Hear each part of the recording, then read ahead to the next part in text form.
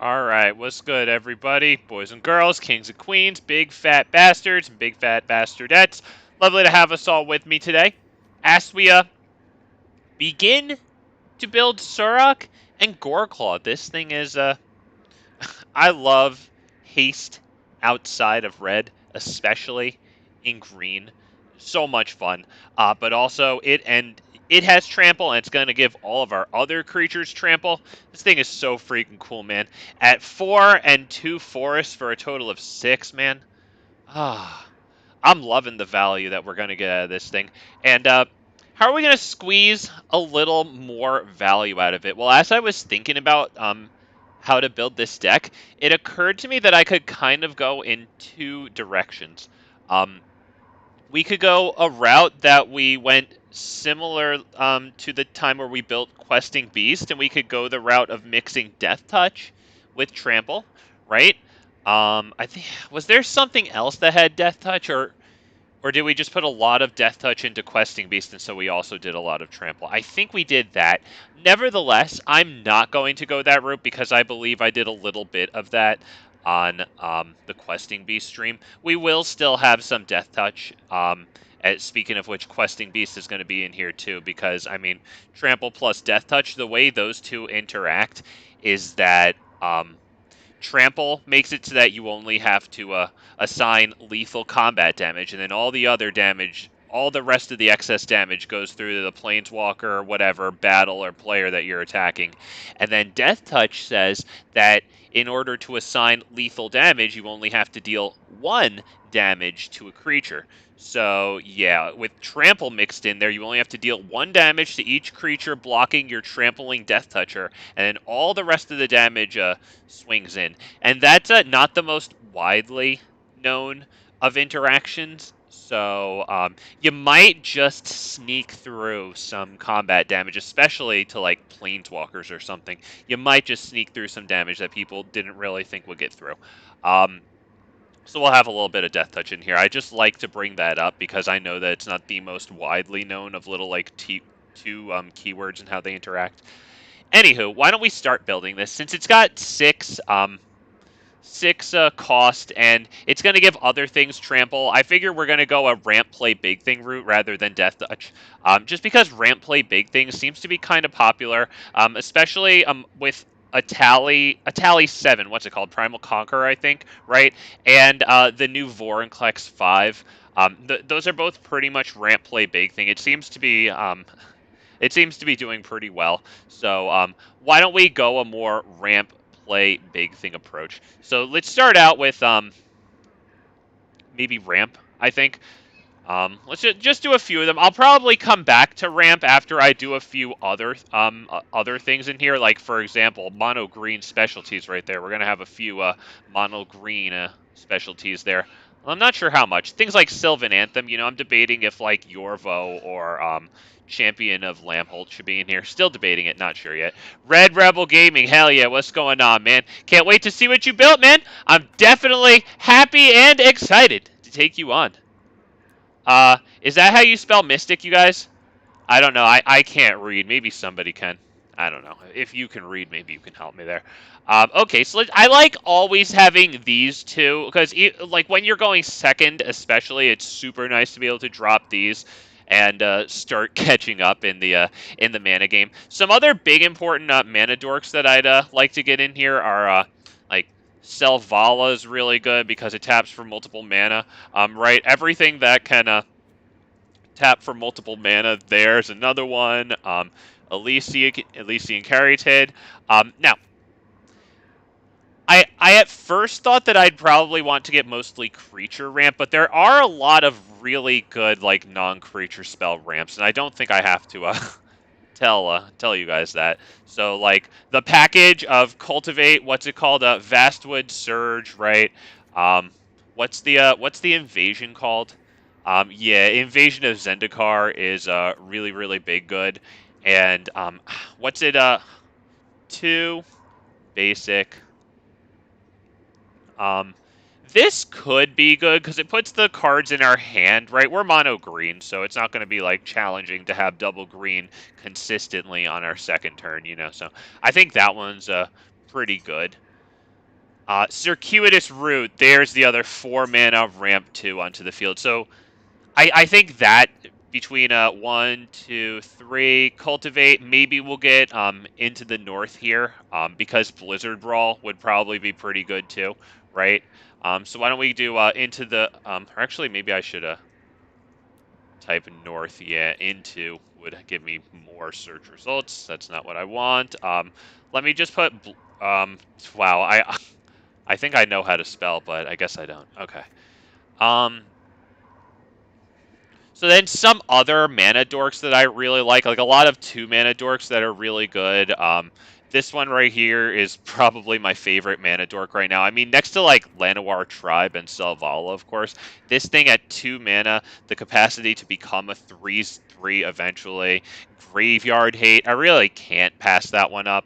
I'll be considering what's it called, Scavenging Ooze as we go through this one also. So Armored Scrap Gorger there.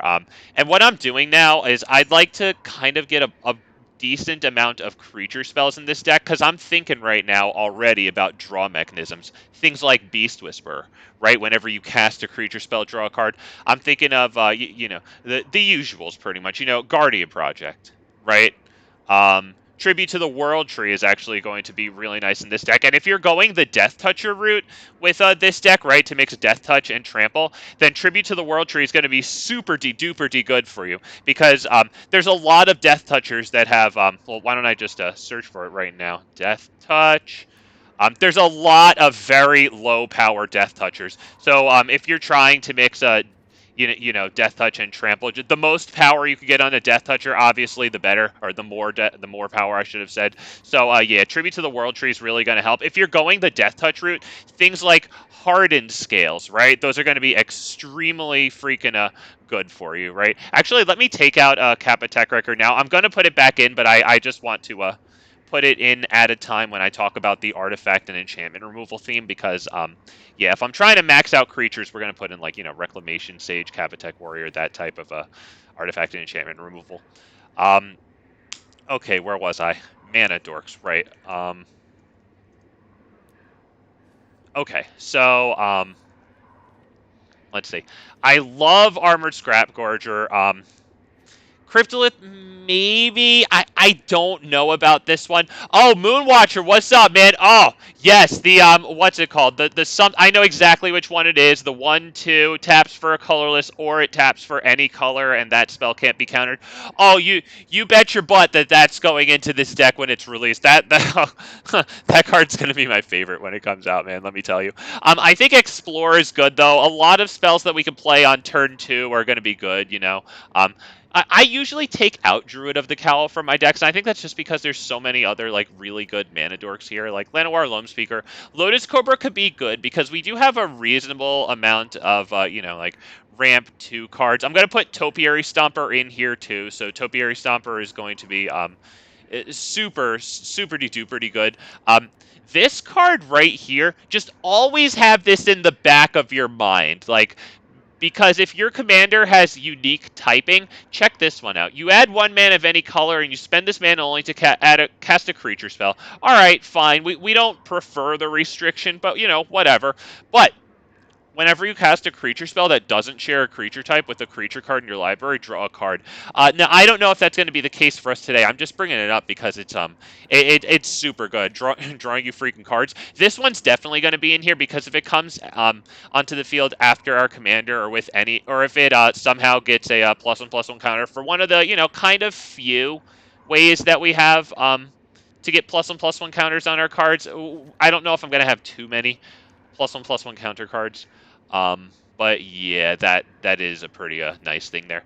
I don't know about Song of Freyalise.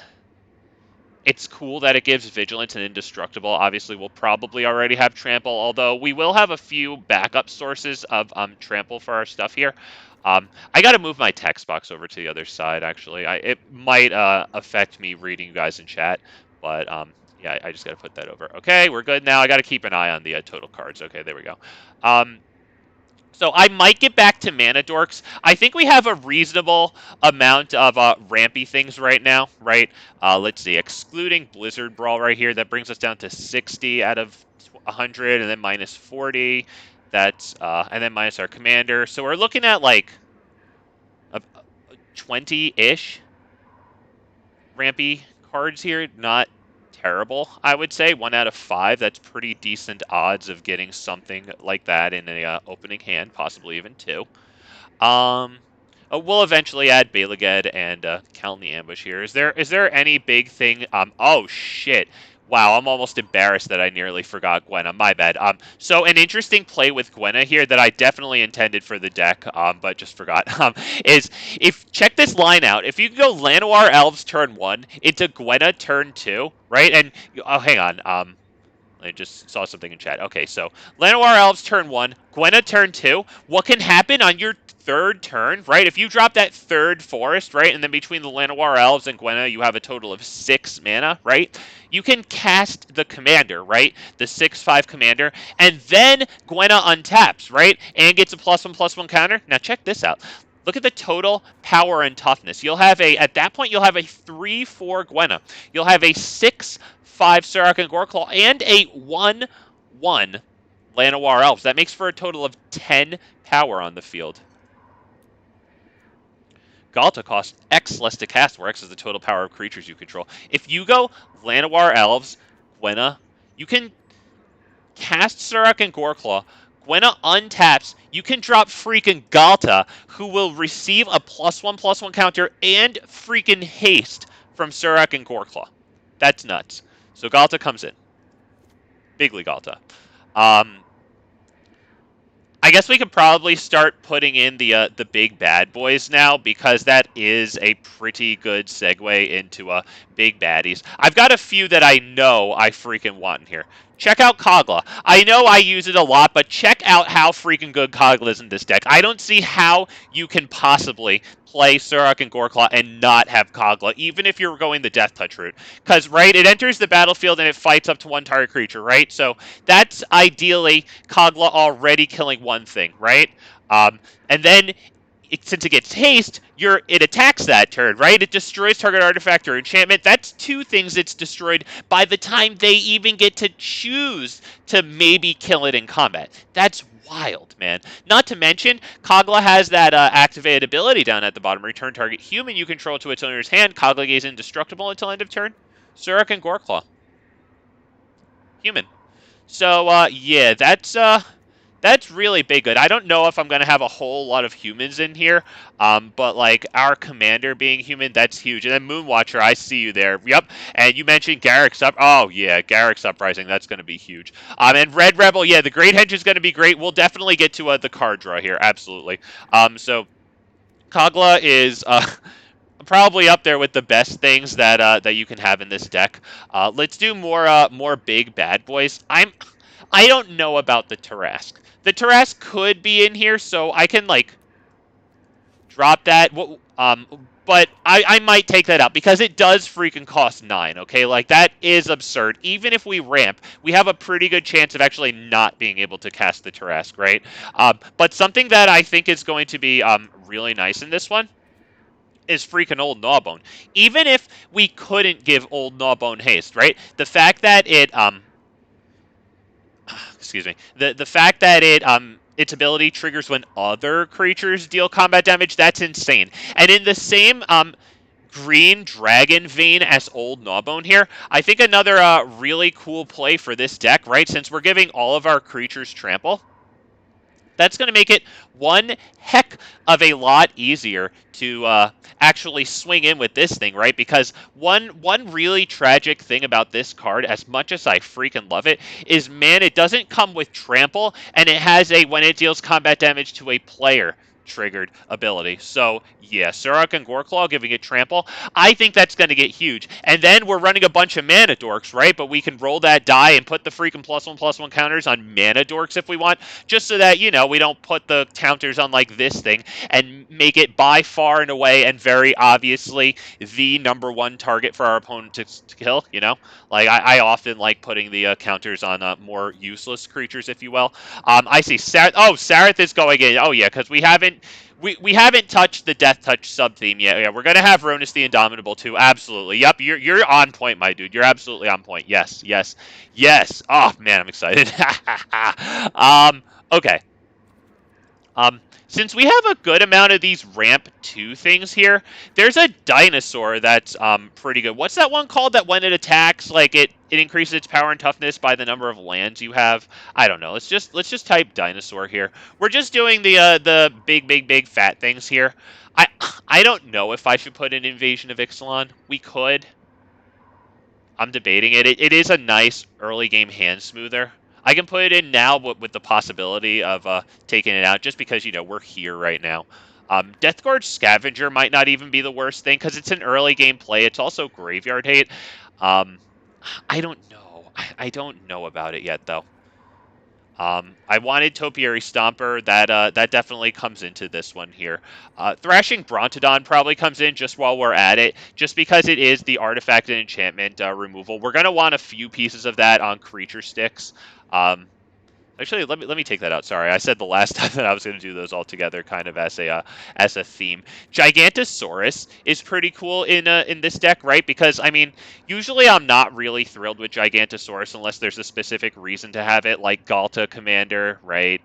Or things that give Trample All in this case, right? Like our commander, and Haste like our commander. So I think Gigantosaurus goes into this one. Earlier today, I considered putting this one in, but like, I don't know, dude. I don't know. If we don't have our commander on the field, it really is just a 2/2 Death Toucher for 4. It really does die to cut down, which is kind of unfortunate. All right. Rampaging Brontodon. I think I want that one in here too, right? Since we're giving it haste, I know it already has trample, but like, good, good, because it doesn't need our commander on the field to have trample. And yeah, whenever it attacks, it's +1/+1 each end of turn for each land you control. That is super duper big good.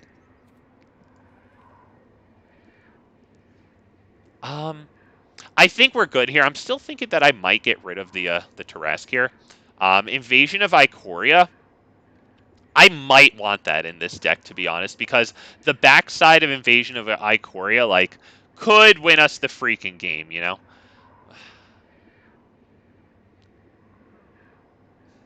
I don't know. I'll put it in, but it might come out. Let's talk about card draw. I love drawing cards. Let's start with some things that are going to draw us cards. And I think right away, I actually, for some reason, wind up forgetting this one a whole hell of a lot. The Great Henge. And if there's any paper players who are watching, it looks like the Great Henge is going to... Is it receiving a reprint in this upcoming Lord of the Rings set? Well, I guess it's already out for people now. But did it get a reprint, or is that just a box topper? Because, I mean, the box topper isn't really as much of a reprint, even though it is a reprint, right? But yeah, it's like called the Party Tree or something, right? Just because, that is a quite expensive card, the Great Henge. Let's talk about more card draw, especially if you're going the Death Touch route or a route with a lot of little creatures. Tribute to the World Tree is freaking absolutely phenomenal here. So we want Tribute to the World Tree. We want Guardian Project because it's just really good. Since we're gonna have a good amount of bad boys, I'm not done putting them in yet. But to be honest, I blanked on what other big things I want to put in now, so I'm just switching the subject to this one. Okay, I'll get back to big bad boys. I know I don't nearly have enough. I don't have things like Defiler or Silverback Elder yet, which are definitely. I mean, of course they're going in. We're mono green. This is big fat freaking MTG. Of course it's going in. And since we're gonna have things like that in this deck, I think we're going to put this one in also, but Garrick's Uprising is going to be really good. This is card draw too, so with the exact same theme of card draw here, we're going to put Garrick's Harbinger in because it has a deals combat damage to player Planeswalker ability, and if we're going to give it trample, that's going to be super good. So yeah, we definitely want that. I'm probably missing a lot of you guys in chat. Yeah, so let's see. Is there any more card draw that I want? I mean, there's going to be Vivian Reed Planeswalker, right? I'm sure we're going to have a lot of creatures. So Vivian Reed Planeswalker is probably going to come in. Not yet, though. I want to do that when I do Planeswalkers. Card draw. Let's see. Yes, I saw you in chat. Yeah, Shapers. I think the apostrophe comes after because it belongs to all the Shapers. It's not just one person. All right, so Shaper's Sanctuary is another really good card in here, of course. Not all the time, but when it's going off, you're going to be really freaking happy that you have it there. Since we have trample on all of our creatures, two really good card draw options. Well, I guess Toski's only is the only one that goes well with Trample, but also since we have a lot of creatures, Beast Whisperer is going to be really good. So let's get Beast Whisperer in here. Toski's going to be extra good since we have Trample with our commander. And even if we don't have our commander out, you know, like Toski's still really good. So we definitely want that. So let's see. We have 1, 2, 3, 4, 5 sources of a card draw there. We might have a little bit more. Like I'm debating if I want to put in that Nissa 5 that has the emblem with, you know, whenever a land enters, draw a card. Because we don't have like too much ramp, but you know, we don't have no ramp. You know what I mean? I'm debating putting that card in though because I want to have a lot of creatures in here. You know. So let's see. Let's get back to creatures. Speaking of that, because I don't think I have enough really big creatures in here yet.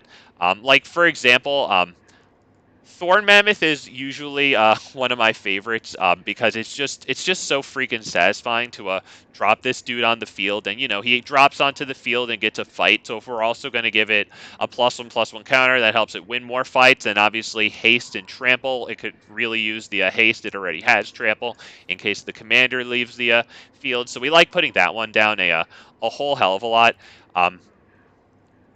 Silverback Elder. You don't have to run it in mono green. It helps, though, because it has the slightly awkward triple green mana cost. You can obviously get away with it with a double color deck, but the moment you start getting to 3 colors, you got to consider, like, you know, what you're going to do to achieve the triple green. But yeah, we don't have to in mono green here. So that one goes in. Defiler of Vigor is freaking incredible. That one has to go in too, just because it's going to beef up everything. It's going to turn these mana dorks that might just they might just sit on the field right after a certain while and not really be able to attack in. But the Defiler of Vigor is going to make it so much easier for the mana dorks to attack in. Another thing that is going to really like the haste is Elder Gargaroth. If you guys play Elder Gargaroth too, and I bet a whole bunch of you do, what a card. You know that if the opponent can remove it, they probably are going to. So, yeah, giving it haste so it doesn't have to sit around and, you know, by the time they untap and freaking kill it on their turn, at least you drew a card or put another creature on the field, you know. So that's super good. Minor synergy, but the 3/3 Beast creature token from Elder Gargaroth and eventually the 3/3 tokens from Vivian Monsters Advocate get you card draws. Add a tribute to the World Tree. Not out of Garrick's Uprising. Where are you? Unfortunately, because that's only creatures with power 4 or greater. But nevertheless, you know, that's very good. Speaking of Planeswalkers, sorry, one more creature, just because it's really good. Sorry, and I see it in chat. Okay, so speaking of Planeswalkers, we've got cases for a whole bunch of Planeswalkers. Since we got a good amount of creatures right now, we're not even done filling out the deck. I got a few more to put in. Vivian, just normal read, is really good. She gives me artifact and enchantment removal, which I still have to put in a couple of creature-based artifact and enchantment removal. So Vivian Reed goes in. I love Vivian Reed. I swear to you guys, like, I think it was like Monday's stream. Some dude got like 3, 4 freaking planeswalkers onto the field, and it was a pain in the rear end to constantly deal with his planeswalkers. But I had Vivian Reed out, so even though it was a pain in the rear, god damn it, I could actually do it, and it was all because of her. Vivian Monsters Advocate is pretty cool here. Obviously, we have a lot of creatures, so pretty much everything she does is cool. But since our commander gives all creatures we control trample, not just non-token creatures, right? The haste ability and the +1/+1 counter only triggers for non-token creatures, but other creatures you control have trample. So that's pretty nice with Vivian Reed, right? So we can make them reachers or vigilancers, right? We don't have to worry about the trample counter unless we really want it and our commander keeps getting destroyed. That might be helpful against black. Vivian Arcbow Ranger is a backup source of trample. We very much like backup sources of trample because we can't always count on our commander being on the field here. So yeah, not to mention she's interaction with her -3, right? The -5 doesn't really exist in this format without a sideboard, but nevertheless, Vivian is incredibly good there. So we're definitely going to put her in. Also, another planeswalker here to consider is Nissa. Now, this one I don't know about. If you were putting more creatures in or more ramp in your deck, and also things like Ashaya, for example, as a creature, I would say every single piece of ramp and a Shia blah blah blah that you could put in the deck would be good because obviously that increases the potency of this thing's emblem. But either way, I think Nissa Who Shakes the World and Nissa Ascended Animist have to come in. And that actually just reminded me, my bad, you guys are probably like, what the hell? You haven't put in Vorinclex yet? Yeah, that just reminded me that I wanted to put in that. We probably want both of these, right? Because this one puts extra force in our hand, and this one, like, see, we're not doing a whole lot of +1/+1 counters here, but this is still good because it does double the number of +1/+1 counters put on things, and it could also really get us some really good Planeswalkers plays. We do have the Vivian Reed that could come in and emblem automatically if we have Vorinclex Monstrous Reed. Vorinclex is just going to be extremely, extremely, extremely good. So, let's see. Sorry, I'm missing you guys in chat. I'm sorry. You guys were off to the side because my text box on screen is kind of awkward at all times, especially more so if I'm actually in the deck building screen here. The only thing we have to look out for with Vorinclex Monstrous Raider is it makes the battles a little awkward to deal with because you do put double counters onto your battles, which makes them a little harder to deal with. I don't know if this one should go in, to be honest, because I mean it is a nice tutor. I don't know. I think that the slots are going to be a little limited here.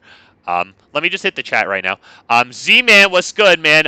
Okay, you said any artifacts you want to throw in? I wasn't sure if I wanted to put in artifacts in this one because they are non-creatures, you know, and they are destructible. Whereas Into the North is a non-creature, but you can't destroy the artifact super easy, you know. I wanted to focus more on creatures, so that way I could really really get use out of things like Tribute to the World Tree and Beast Whisperer, Toski, etc.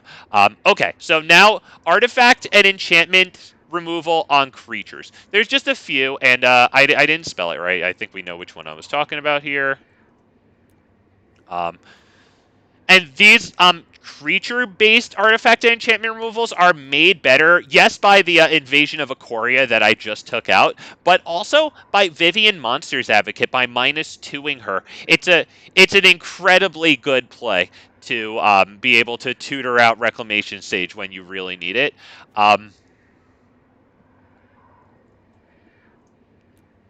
think I want this one more than that that shapeshifter that costs 2, right? And it makes you like remove a creature card in your graveyard in order to exile an artifact or enchantment. I just feel like I don't actually get to exile the artifact and enchantment with that thing more often than I would like. So we're gonna throw this thing in. Another good one is Kank. This is actually such a freaking phenomenal card, and I've said it before, but in Standard is more likely where you're going to see this synergy. For 2 mana, it gets you a card draw out of Tribute to the World Tree, which is like freaking wild, like wild, wild, wild, wild. And then, you know, we can proliferate, and we do have some +1/+1 counters going on, so that's really not the worst thing in the whole entire universe there. So now I have to think at this point, just I'm good with this as like most of the deck. You see, we're up to 94 cards. We're pretty good here. I'm gonna hit the chat right here and see if you guys told me anything I forgot, because I'm really good at forgetting. Something Brontodon. Oh, okay, you were helping me with Rampaging Brontodon. Thank you, thank you, thank you. Cityscape Leveler. Oh, my dude, tragically, I do not have a freaking Cityscape Leveler. Oh, I'm so sad about that. Yeah, to this day, man, I can't wait until I get one from a Golden Pack, because, yeah, I have so many freaking ramp play big things. Good God. Imagine that. That's so good in this deck, because you can cast it and attack with it with the commander out. Oh, God. Yeah, but one day that will come, and then yes, I'll absolutely run that in here. And I mean, I could also run Ulamog in here. It really might not be the worst thing to run it in here. I might want to take out the Tarrasque, because I do have a lot of big things here. You know, we're sitting here with a average mana value of like 4. And I am going to take out like 1 land. I am going to probably put in a few more low creatures, probably some rampers or something like that. Quirion Beastcaller could probably go in here since we have a lot of creatures, obviously. So maybe I should take out the Tarask and put an Ulamog. I mean, maybe the optimal build has both of them, you know? I'm not sure here. Another Death Toucher that I actually forgot. Let me just see if I forgot, because I forgot Cura here. Did I not have the this one? Oh, perfect. I didn't have this one. Okay, that's good. This is a decent option for this deck, since not only does our commander give stuff trample, right? This is actually not terrible at all. But I'm not going to have the room at this point because I also want to add things like Tamio's Safekeeping, right, and Heroic Intervention, since we're going to be running a lot of creatures. Like, a board wipe can end our day. However, Heroic Intervention in response to a board wipe can end the opponent's day. I like this thing because it has Death Touch and it's a mana ramp. Obviously, we need to get a lot of ramp in here. Well, ramp, it's a dork, but yeah, with that average mana value, yeah, we're gonna need some stuff like that. Where's Cura? Where are you? Where are you, Cura? Oh shit, I forgot Ronus the Indomitable too. Yeah, this was in my original plan. Sorry, I'm scatterbrained and goldfish memoried as it is, to be honest. So I'd like to pat myself on the back for even freaking getting this far with a semi-coherent narrative. But yeah, look at this thing. Look at our commander. It's a backup source of trample for everybody. With our commander, it's a death touching trampler, which is huge because once again, death touch and trampler, it only needs to assign 1 combat damage to each creature blocking it, and the rest goes through. And the true strength of that might just be that a lot of people don't know that interaction. So yeah, we definitely want to put that in. I know that I forgot. Oh shit, I also forgot Zareth. Oh Jesus, that's a lot of stuff to forget. All right, so I might not want Cura in here because I do have a lot of big things here, to be perfectly real. Like, I really do. Wow. I really do have a lot of big things here. All right, let me see. Is there Tamio's and Heroic Intervention? Is there, like... Do I need the Shaper Sanctuary? You know? I also didn't put in Doomscar Warrior. I wonder if I should have that one in here. But I kind of like the Garruk's Harbinger here, you know. Doomscar Warrior is super good, though. I wonder if I could take out...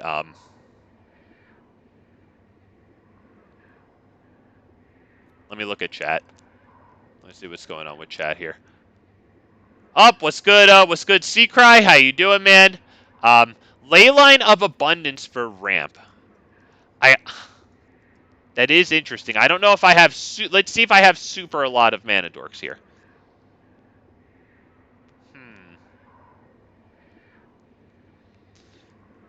Leyline of Abundance. I don't know if I have as many mana dorks as I would want for that. That's a very good pick. Obviously, your reasoning is perfect. But I don't know. It might come in at another time, you know? Like, yeah, it could come in at another time, but I just don't know about right now. I really need to see if I can get some lower. I mean, 3.8 average mana value is a lot, but like I'm probably going to take out one forest, for example. So I feel like we could have one extra thing in here. I wonder if like Arboreal Grazer would be good here, right? Just to have like Arbor. Oh wow, that's some real S tier typing right there. That's good.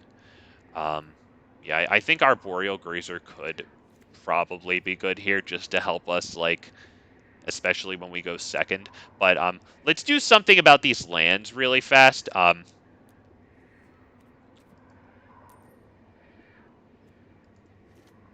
right, let's just take a nice selection here of the usual land suspects. I think the Hunter's Maze is good too because in a pinch it draws us a card.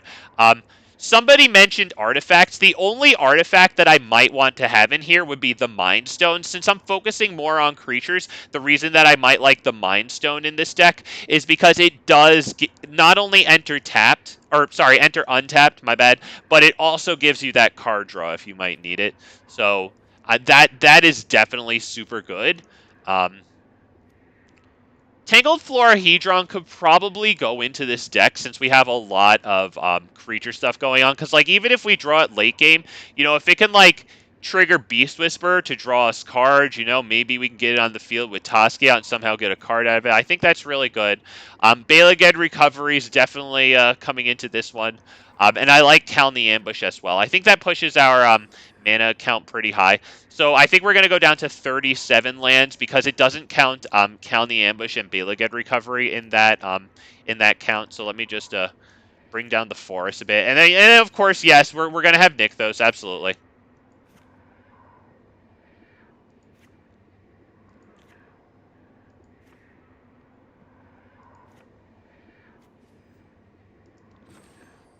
Oh, that's 36. All right, we need to go up one.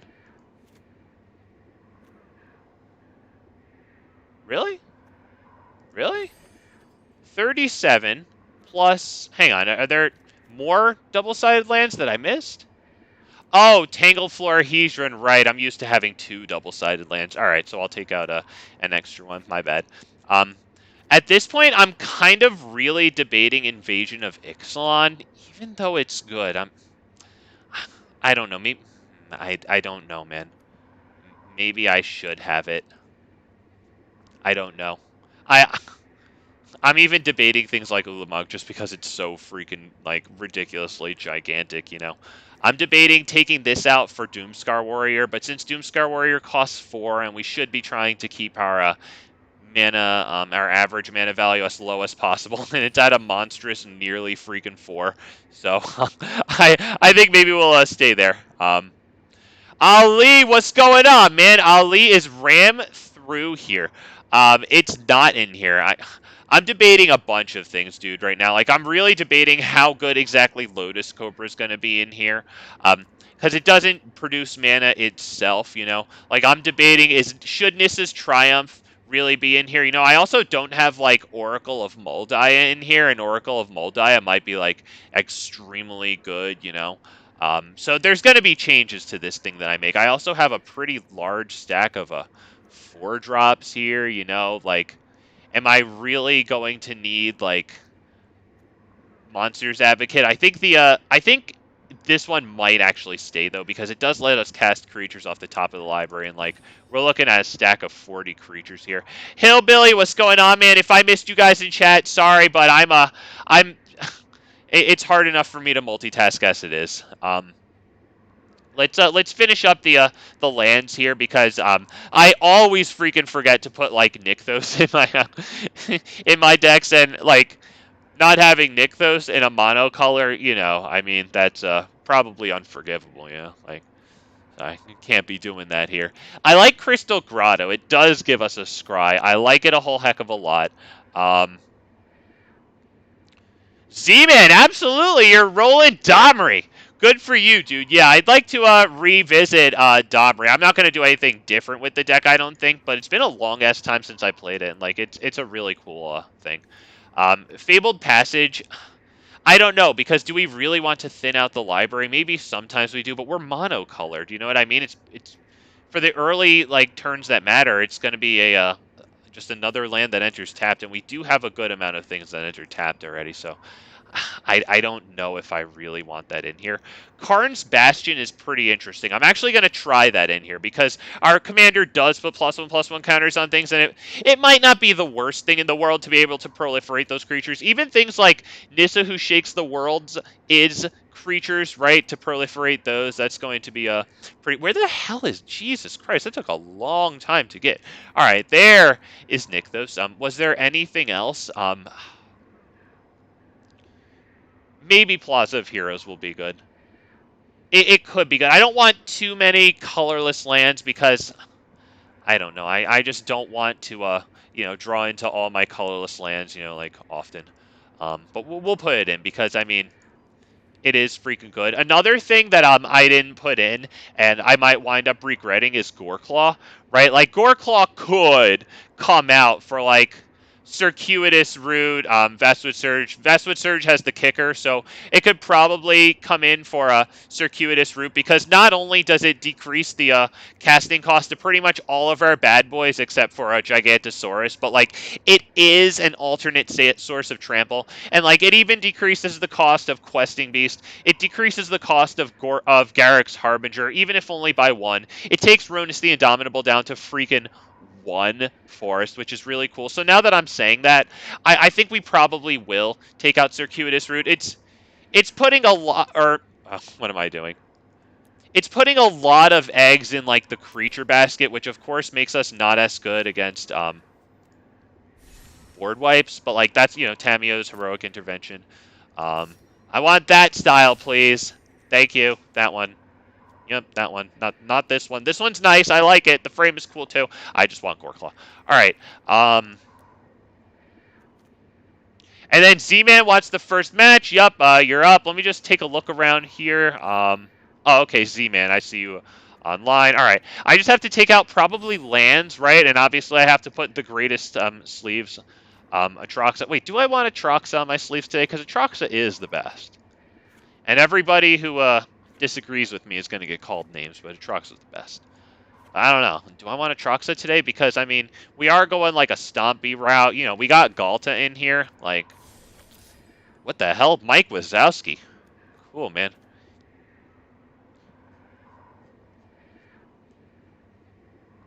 Do I want Galta here?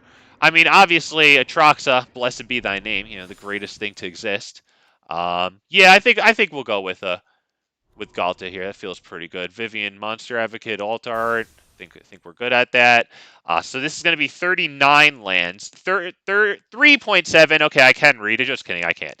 3.7 average mana value. Not bad. 41 creatures, and we do have things that, like having creatures around. Be it our draw mechanisms or even things like Vorinclex. Vivian, Reed, too. So, here we go. Z-Man says shut... Hey, man. Hey, that's nice of you. I appreciate you, telling my ego something nice there. But Domri isn't a joke, so I'm not going to sit there and not respect Domri and Arcabolas here. I know a little bit better than that, man. Okay, I think my text box is in a good spot there. We're going to, friendly brawl.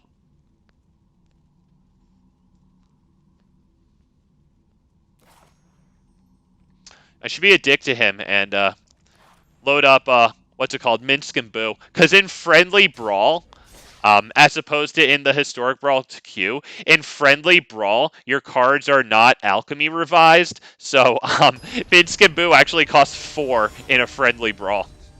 I found that out on my stream when I was playing Minsk and Boo for that stream, and then somebody challenged me. I felt terrible.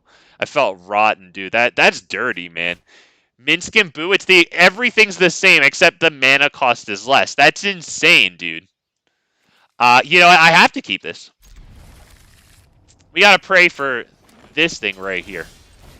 Oh, yeah, I didn't mean for it to drop back into my hand. No, I meant to play the thing for 3 forests on my first turn when I hadn't even dropped a land yet. No, that's what I meant. God, you're so smart.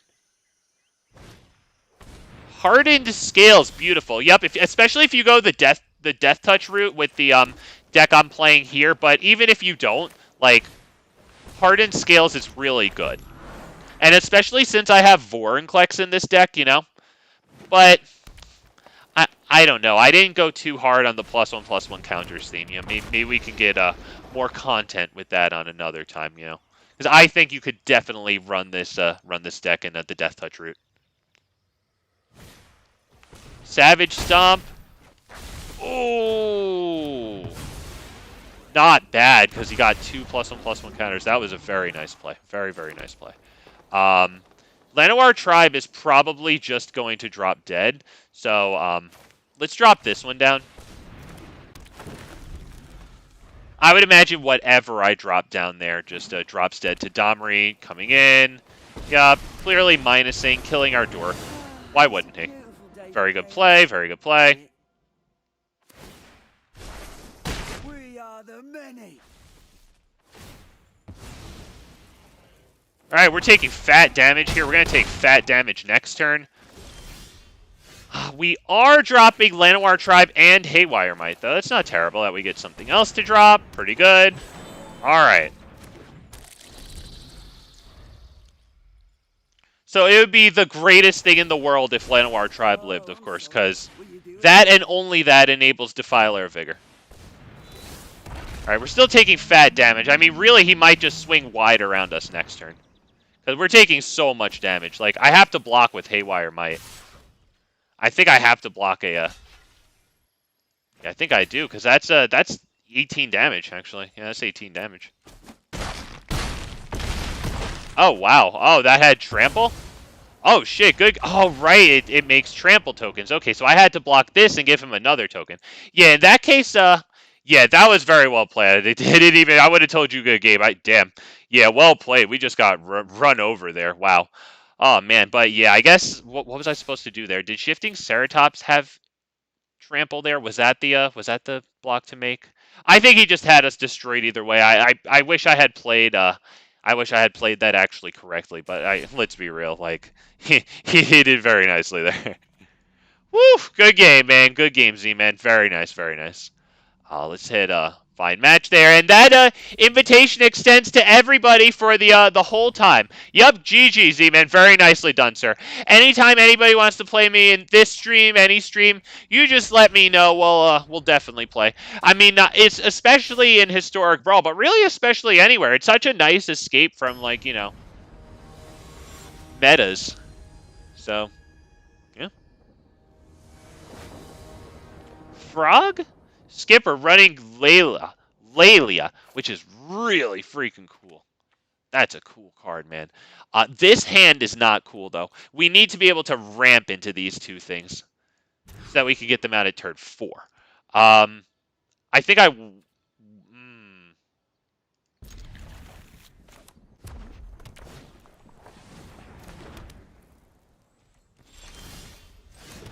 right. You gotta press spacebar a lot, dude. You got Relic of Progenitus down. Alright, Blizzard Brawl, that's gonna be good. Oh, shit, I didn't put in snow. Oh, god damn it, I always do shit like that. Whatever, man. Alright, sorry, I gotta go to the deck editor and put in Snowlands. My bad.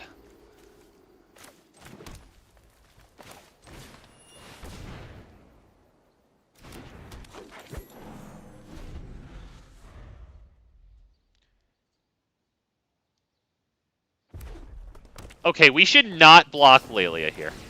Alright, yep, we draw. That's an incredible draw. I'd say we go Invasion of Zendikar here.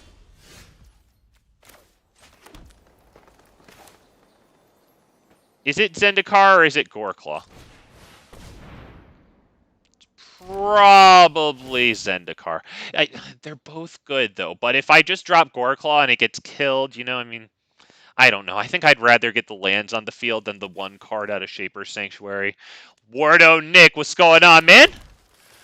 Woo, I'm feeling good. I just built this, and we'll see how it goes. I mean, let's be real. I didn't just build this. This is a lot like a lot of my other decks. I probably built something similar to this a lot of times before. However, I actually talked it through for you guys, so that's why I feel like there's some value in building a deck that's probably similar to a lot of things I've done.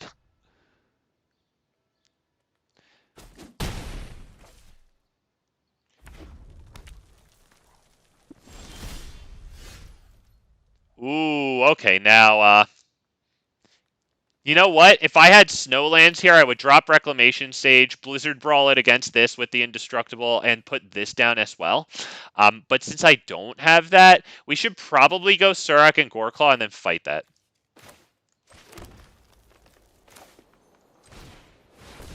It was either that or drop Nissa for 6 and then fight it. Now, even if they exile cards here, it only gets a +1/+1 counter each time one or more cards are put into exile. Jesus, dude. Really? Bro, you're running red. You're running red. That's what you do. That's your thing, dude. I'm quoting you. All right, but yeah, my bad on the... Yeah, we should probably put, especially since I have Into the North in here too. Oh, God. Well, whatever. Par for the course. Whatever.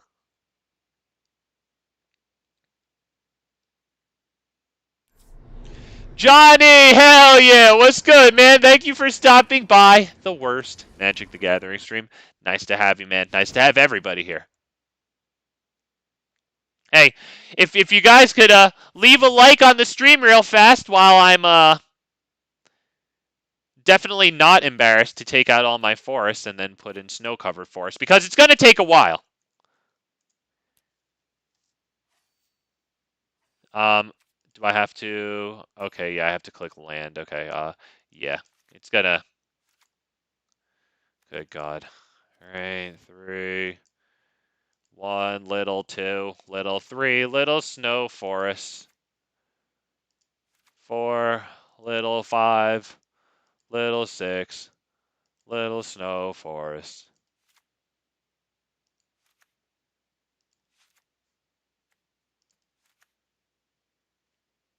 Hang on, no. I want these two. I wish there were more arts for snow forests. It would be nice if they had, like, the Ice Age and Cold Snap ones, too, right? Did Cold Snap have snowlands? I know Ice Age did. It's kind of Ice Age's thing. Kind of Cold Snap's thing, too. How many lands am I at? 34. I think I have 36 lands in this. All right, perfect. So we got in just about even numbers of both illustrations. I'm feeling pretty good about that. Right, that's yeah, okay, so that's 36 lands. However, we also have 1, 2, just visually confirming, and 3. All right, feeling good about that.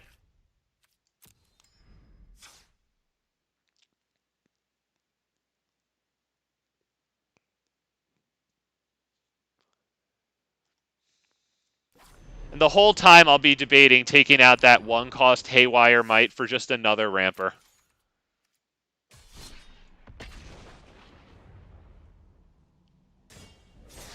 Damn. Shaper's Sanctuary. Good boy, that game. Obviously, the game ended early, but we were slated to draw a few more cards with that thing. All right, I wound up not putting in the Scavenging Ooze into this. Not because I didn't want to, just because by the time I got around to it, there were so many other things. But, like, I could take out things like, to be honest, I don't know. The slots are so tough. I don't really know, to be perfectly honest. I guess I can't really finish that sentence. I don't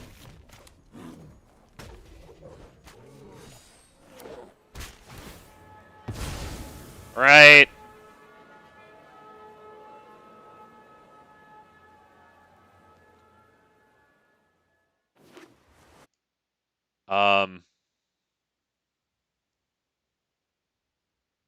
Okay. Okay. Okay. That's weird, man. I got through the last game just fine. Usually that happens after I've done a direct challenge. What? All right. All right.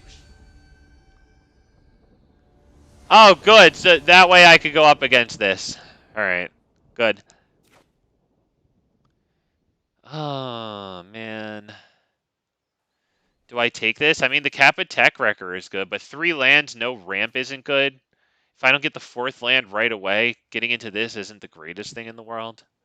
Although this plus Death Touching Kappa Tech Wrecker is really good. I think I have to pass that once again. Going second. Thanks a lot. You have been banned. Oh, God. Maybe it was the Pinkertons just coming in and banning me.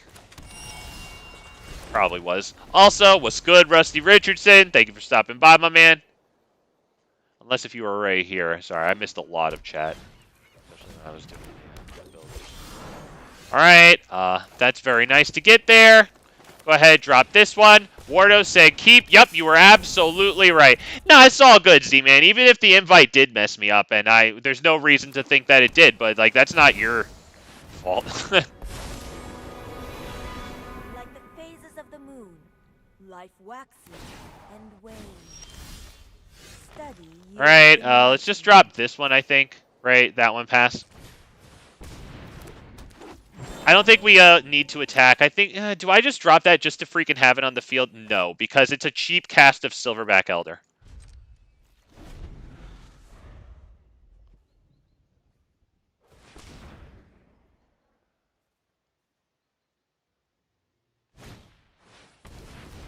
Alright, so that into Proliferate. Nice, beautiful, beautiful.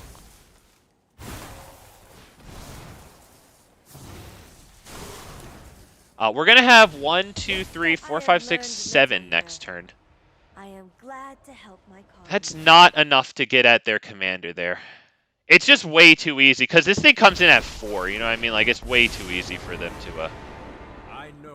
to get that off. Yeah, I think we could probably end this one, so I'll just go ahead and... yeah, that thing, if they wanted to bring that in here, they should really do an alchemy revision and make it cost 1 or 2 more, because it's just way too easy, especially without, like, you know, an actual commander game with 2 extra opponents there to keep that shit in check. You know what I mean? It's super easy for them to bring that in. Like, that thing on turn 3, damn, like, that's not going to be good unless you're ready for it.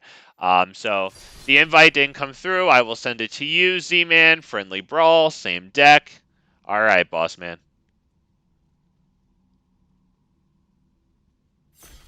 Yep, okay, good. Went through. Very nice.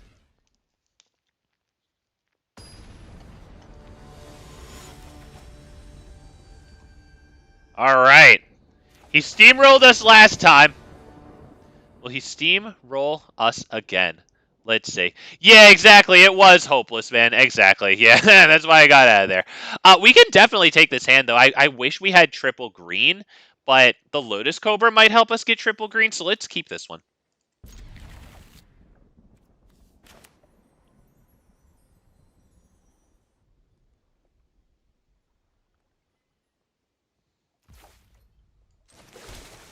So that one.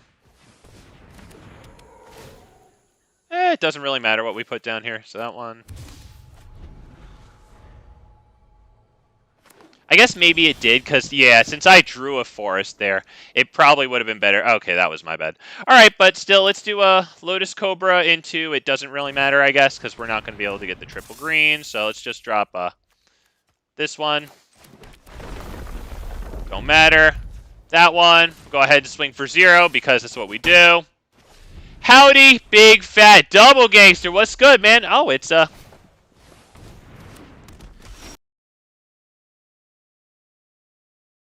okay. That would be snow-covered forest. Jesus, the frame rate. Okay. Pray for the frames. But this one, right? Yup. And then next turn we get SURRAK and GORECLAW down, which is good. No attacks. Fine. I can't block with Lotus Cobra, because then I can't get SURRAK and GORECLAW down. Yeah. I can't block.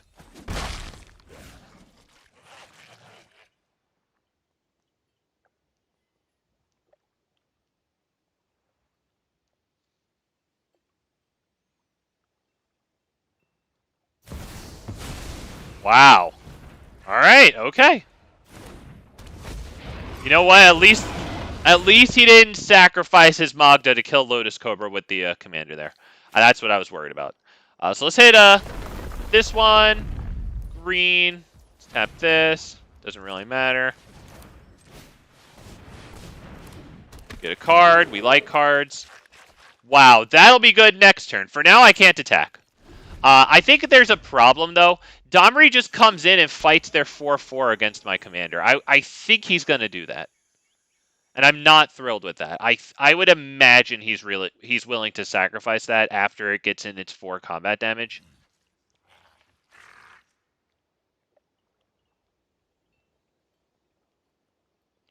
However, if he does do that, we can drop... Wow. Wow. All right. All right. Shackled by civilization. Okay. Lotus Cobra eats it. It gave us its value, though, so we're super fortunate for that. Do I drop this one first? Because we can do... We can do 1, 2, right? With 6 mana here. We can do this, see what we get, and then decide if Vivian Arcbow Ranger is the best play here. Cankerbloom is good. I think we're going to take that one, because it does draw us a card from Tribute. Now, Cankerbloom is going to come in, draw us a card, get a +1/+1 counter. It'll be a 4/3. I could then swing it at their commander, and their only real block would be this. Let me hit the thinking. However, I can also drop Vivian down, kill this thing. I think that's probably the best way to do this. I can't lose a fight. Right, we need to get rid of this because next turn they could still bring Domri in and have it fight my boy. So we're gonna go ahead and you know what? Let's. No, I can't. I don't think I can let him get dragons into his hand. Yeah, we got to kill that one. I want the creature, right? Because it'll get a +1/+1 counter. It'll draw us a card, but I don't need it in order to deal with Magda on the field. He could bring in Domri, fight Magda at this, and then attack Vivian, sure. But then he only has 2 other mana. Well, I guess 3 mana since this would make a treasure token. Yep, Wardo said Vivian. Yeah, I thought that was correct too. Yeah, I think we're on the same page with that one.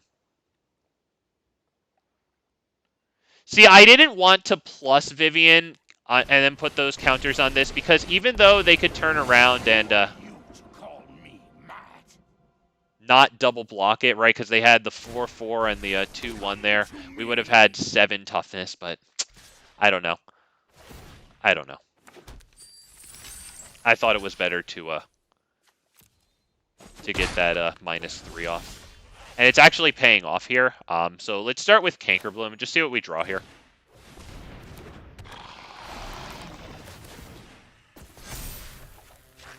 Guardian Project, that's good.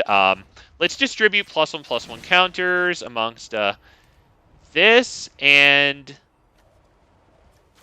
probably this.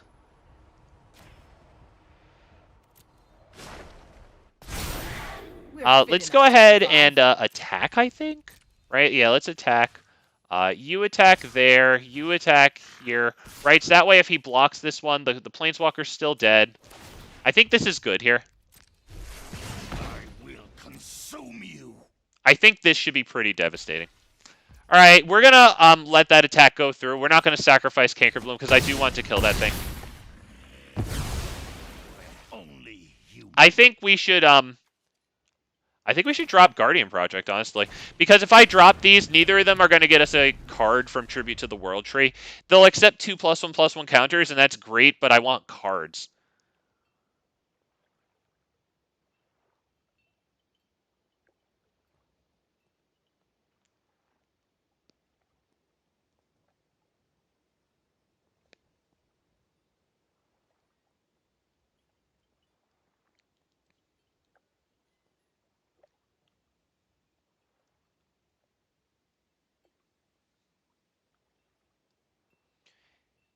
He can, just like last turn, very easily dispatch Vivian. I don't know if he wants to, though.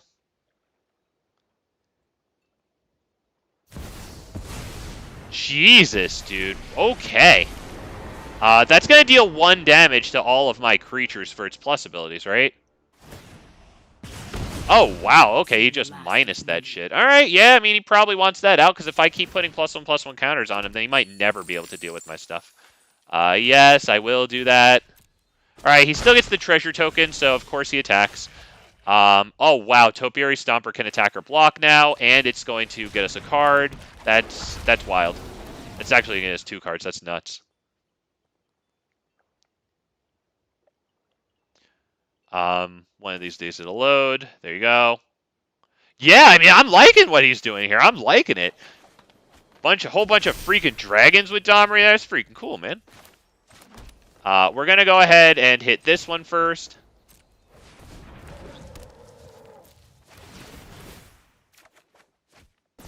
Wow, Plaza of Heroes. All right. We're going to go ahead and attack, let's see, this one here, this one here, and you.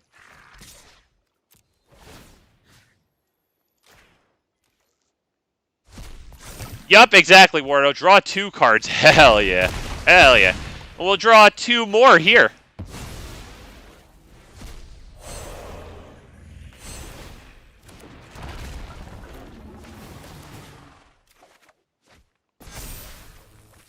Wow, that's quite a Nykthos. Let's just drop this one. I don't think he's going to wipe the board. Unless he gets Star of Extinction somehow, in which case good for freaking him. But I'm just doing it because it'll draw me a card. Let's not even give him the treasure token.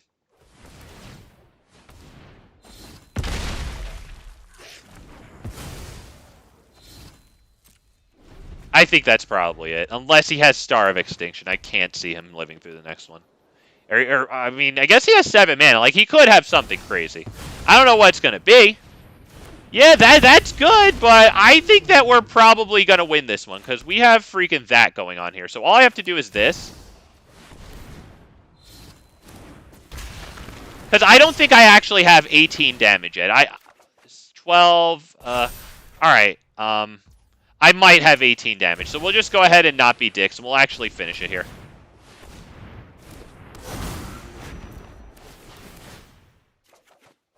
Alright, that was nice of him to let me swing. I'm just sorry, I didn't know at first if I had the damage, but now it's visibly obvious that I have lethal there. Oh, you came in too late. It came in too late. Let me roll one to roll the die. Sorry, man. Yeah, it came in after I had, yeah.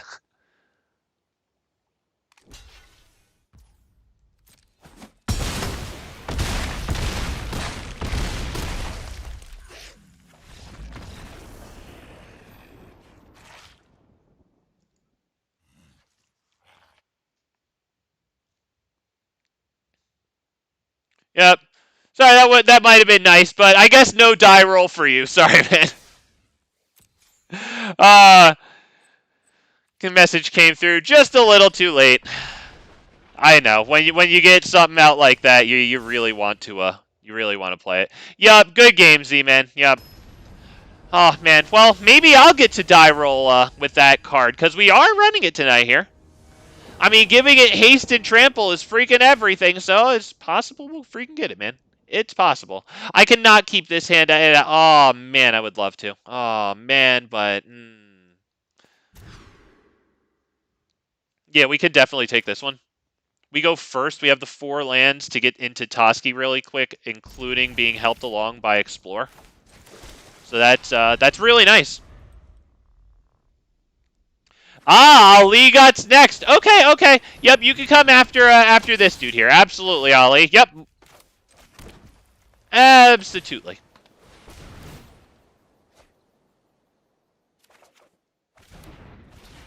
Okay, we'll drop this, pass the turn.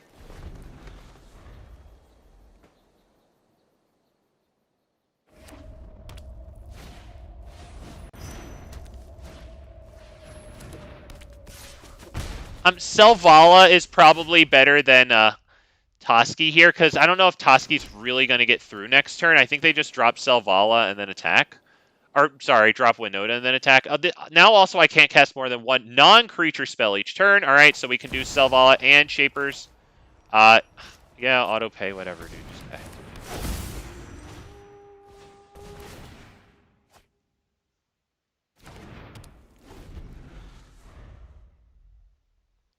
The reason I didn't drop Toski is because without another land, I have no guarantee of being able to hit Nissa or Vorinclex. And since I'm assuming that they're going to drop their commander, some type of creature that's going to get in Toski's way. Yeah.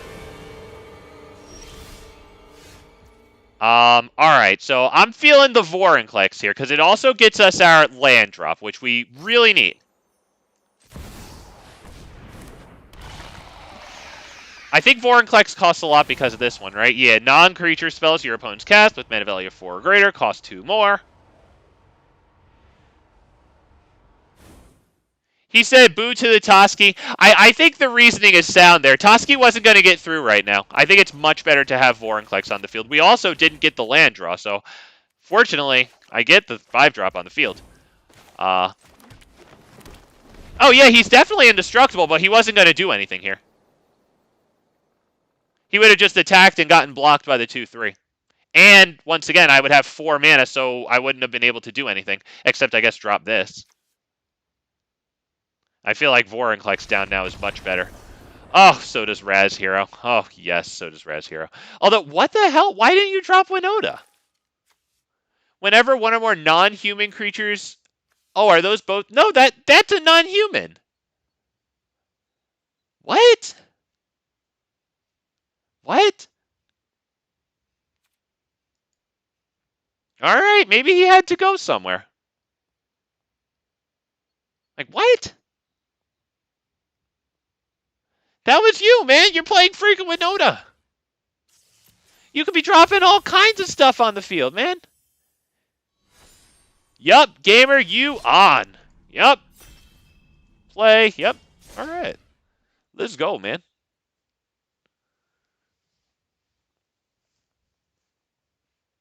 And I want to once again cordially invite anybody at any time to play against me on the streams here. It's always very nice facing you guys.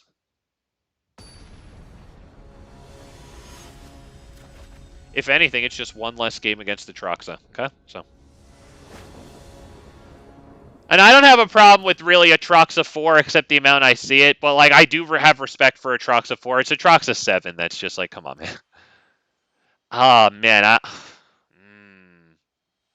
It's because I didn't drop Toski, that's why. Well, then I'll stand by that decision for the rest of my life. I got the dub. He left in protest. He didn't like it, but I'm okay with it. Now, what does this do? Oh. Right. All right, that's a good card.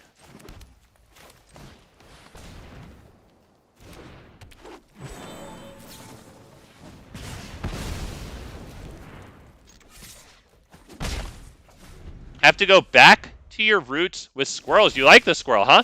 Did you? Oh, he missed the land drop. Did you see the Chatterfang stuff that I put together, Wardo Nick? You might like that if you like squirrels. Had like Squirrel Mob in there. Chatterfang, the squirrel up, the 2-drop that gives +1/+1 to all your squirrels.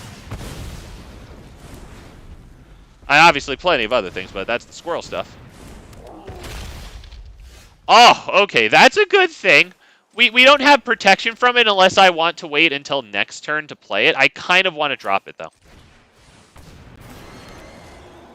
No attacks. Oh, good. Okay, Wardo. Cool, man. Yep. Yeah, I enjoyed playing that. And so much so, I did it twice. Wow! We got Vivian down. Okay, we can't drop SURRAK and GORECLAW, but... Oh! What? That's God tier. Boys, that's God tier. That's God tier. Can't stop nature. Wow. Okay, you know what? I mean, this is going to be a land drop. This is good, too, though. Might want this, honestly, because we have another chance to get the land drop next turn. Right? Another plus with Vivian. Hopefully we get it there. Plus, since I dropped the land that turn, I wouldn't be able to drop Florahedron, you know.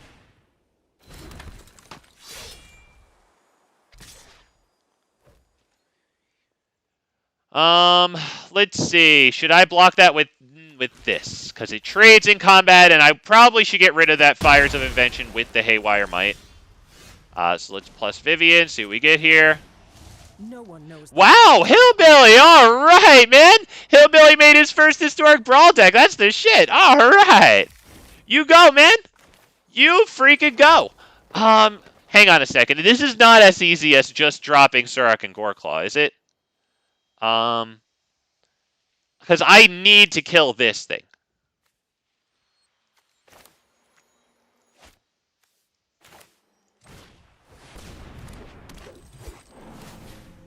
I need to do it. I wish I could hold open the Heroic Intervention. I can't. I need to get rid of that.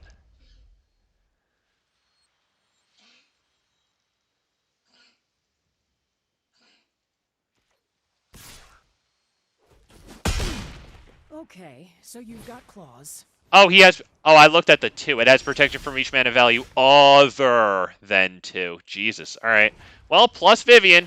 She's gotten us 3 cards now. We love Vivian, boys. God, we love Vivian. All right, yeah, we'll take the land drop. Fine, fine, fine. That's good. We could do Defiler, Vigor, and then hold open Heroic Intervention. We could do GORECLAW with no real payoff after it. I kind of like this, and then hold the Heroic Intervention, honestly. I just want the Heroic Intervention. Had I known that we were going to top deck Tamiyo's, I could have dropped SURRAK and GORECLAW. We're going to go ahead and attack.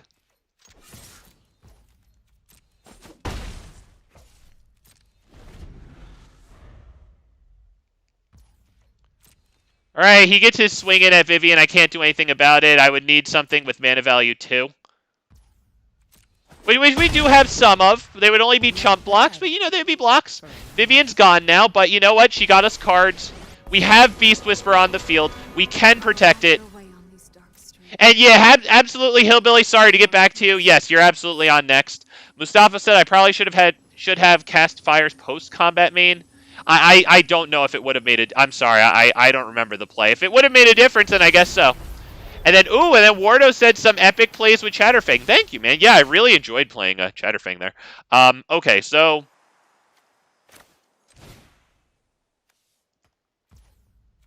think we know what we're doing here. I think that's pretty much it, boys.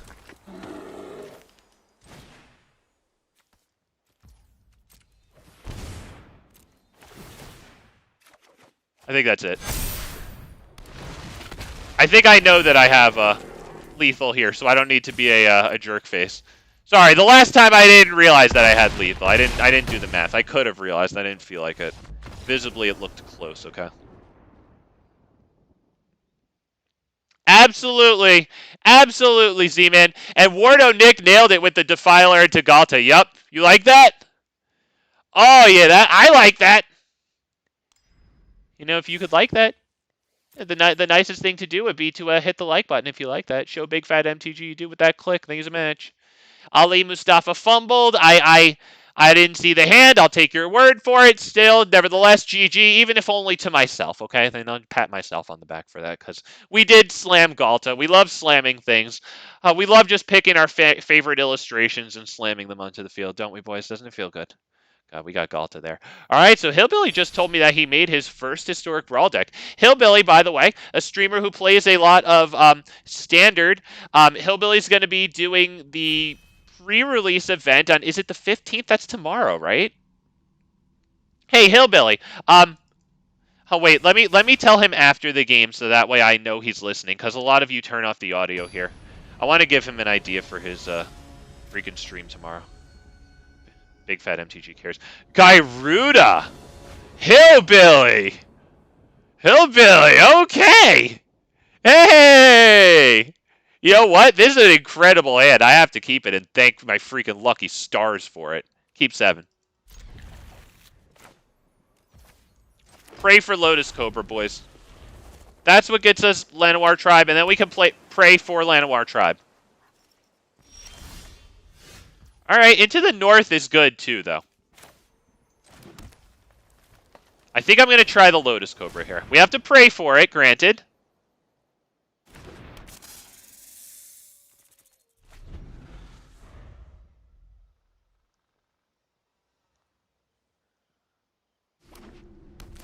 Please, Lord, grant my Lotus Cobra safe passage through these troubled times. May we resolve and keep Llanowar Tribe. Amen. That was beautiful, you guys. Thank you. Yup. We'll start with the Scry. See what we get here. We can probably scry away very expensive things. Tangled Floor. It is a land for next turn. I'm going to keep it. That will be the very vital 3rd green for the Tribe, who we slam because we like the illustration. I don't even know what it does. Who cares? It's pretty cool, right? I don't have time to read text boxes and shit. Yeah, I didn't even have to tell you that. I'm playing green, man. Enough said.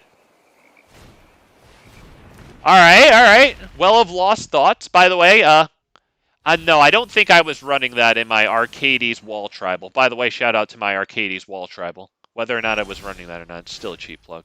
Perfect opportunity. We're going to do this, and we're going to hope that it doesn't get countered. Please don't counter it. Please don't counter it. Please don't counter it. He does have the 1 mana. Yes! We can't attack with that, unfortunately. You know what? I wonder if a better play would have been Nissa Who Shakes the World. Well, you know what? Nissa Who Shakes the World might get us a lot of lands here. We have Into the North, too, so we can go Nissa Who Shakes the World, untap a forest, and then attack, and then... Well, might as well not attack, right? They have the 0-4.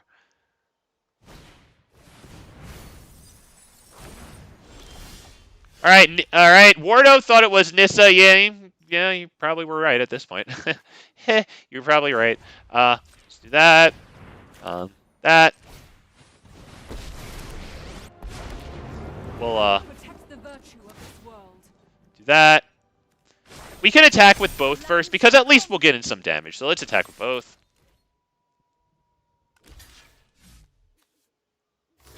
Yeah, might as well block the 3. Yep. We'll do Into the North and nothing else, I think, right?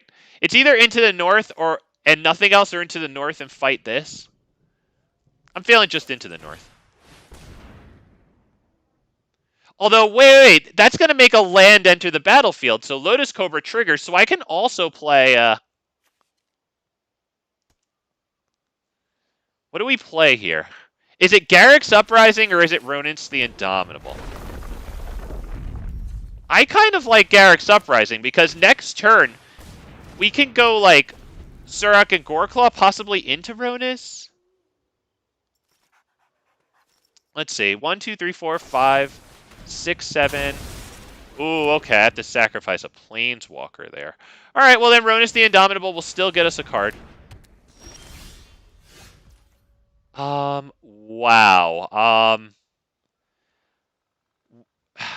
I should probably slam Rampaging Brontodon, honestly.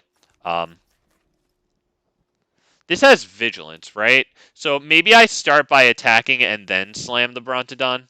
Yeah, let's start by attacking, then slam. And this doesn't do anything weird, right? Okay.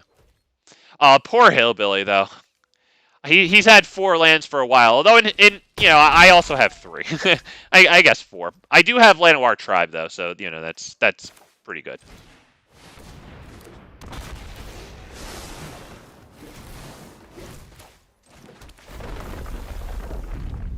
Can't do anything with that without Nissa there. Otherwise, we would have had a lot.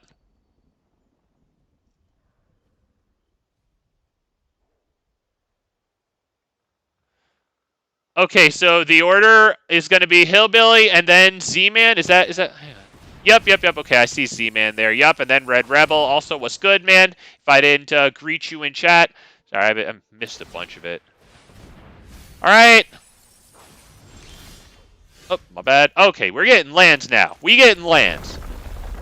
There you go. That's going to be SURRAK and GORECLAW. I think we got this one. Oh, right, it doesn't tap for 2. Damn it, my bad. We're not going to get Ronus. All right, well, either way, we attack with everything there, right? This one has Vigilance. Sorry, I forget so many things that it messes with my head. All right, we have the Heroic Intervention. Poor Hillbilly is now extremely mana screwed. You know what? Oh, no, I didn't miss lethal. Sorry. I keep thinking that this is going to tap for 2. Did you say good game there? Sorry, I saw that you made a chat blurb. I was busy looking at Reclamation Stage going, did I? Yeah, poor Hillbilly. Yeah, for what it's worth, my dude, good game. You poor freaking soul. Stuck on 4 and then eventually 5 lands with your 6-cost commander. Yeah, you poor dude. Let's smash the spacebar for the fucker. Let's just, poor guy. God bless you, man. That sucks. Welcome to Historic Brawl, bitch!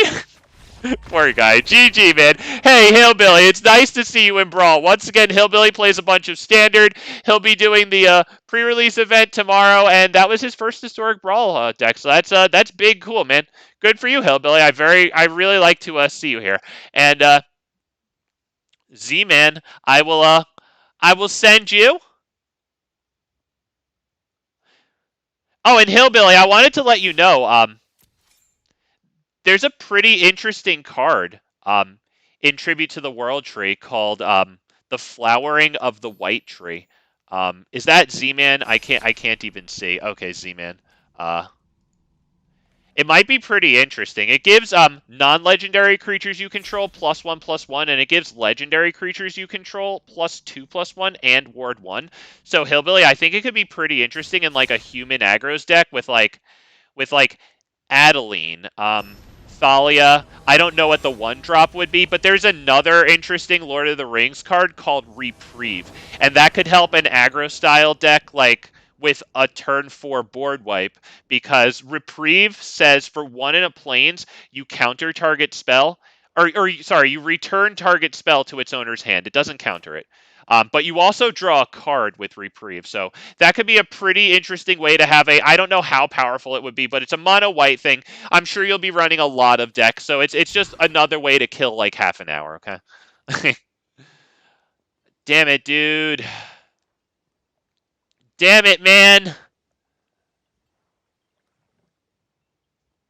What do I keep this? I don't. I could, but I don't know, man. Jesus Christ. Fine. I'll keep it. I'll get rid of freaking Ulamog. This one's going to die to a Domri fight pretty easily. That's an incredible top deck. If it survives, hopefully he doesn't drop anything with 2 power here. Alright, so even if he drops his commander next turn, Llanowar Loam Speaker here with its 3 toughness will be able to take the hit from the then 2-1 Drover of the Mighty. So let's see if he drops Domri, pluses it, or just does something else entirely. Once again, said this the last time, but stained glass style. Very nice, sir. I like. Okay, I see y'all in chat here, but I'm going to have to... Oh, Johnny said they should bring back Mana Burn. Interesting. You know, when they took out Mana Burn, I was kind of sad. Not going to lie. I thought it was interesting. It's probably this one.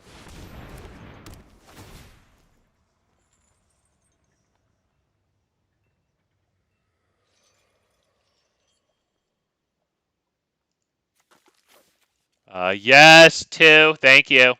All right. Oh, no, not mute. Jesus.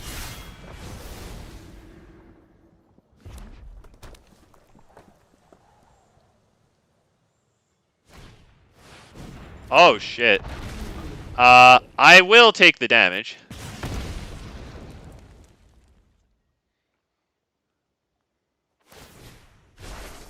We won't answer to other guilds.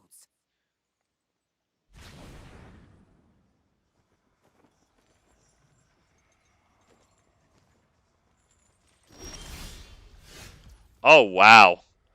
I mean, it probably just trades with Demanding Dragon off of a Domri fight, but, like, you know, at least it forces them to trade a big 6 damage flyer in the air. We might want to... Let me hit with the thinking here. We might want to drop Elder Gargray with 6 mana here. We can't do Beast Whisperer into anything. I probably need to drop this as a land right now so that hopefully this survives. Next turn we can drop Ancient Bronze. I think this is the way right now, because SURRAK and GORECLAW just comes on the field and gets immediately fought up against Demanding Dragon. Yeah, Elder Gargaroth does too, but I don't want to make SURRAK and GORECLAW cost 8 when I'm just I'm top decking for lands here. I want it to stick so that I can go into Ancient Bronze Dragon.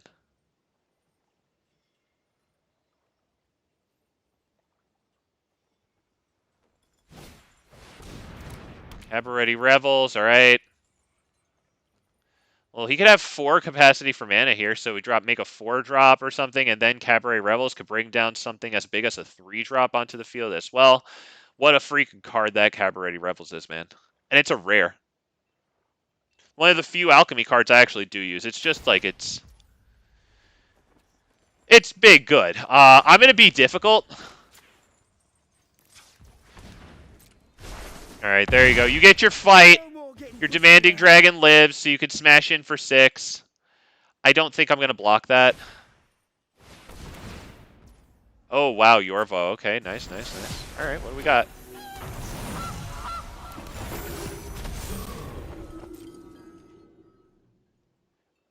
Probably wants to attack with the 6/4 if he didn't trade it for Elder Gargaroth.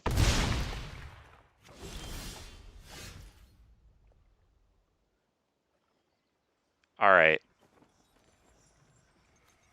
Sarith could be pretty interesting here. They could get a double block on Sarith with Yorvo and Gilded Goose. I think I'm kind of okay with that, though. I think we're going to probably drop Sarith.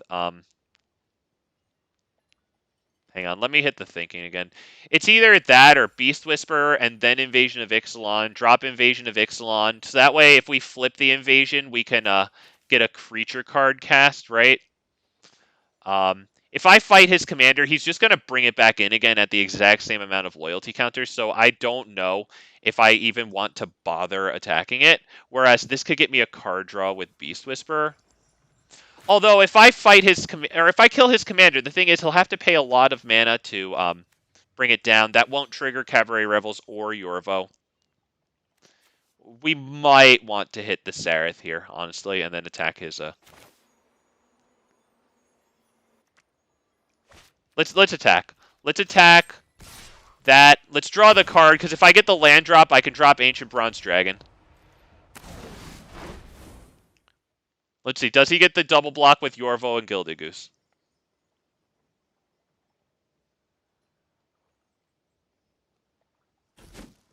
Wow. Wow. Okay, huge. Huge. All right. You can still do a lot next turn, of course. 1, 2, 3, 4, 5. So we probably want Sarith on the field so that it's a little more difficult for him to fight Elder Gargaroth, right?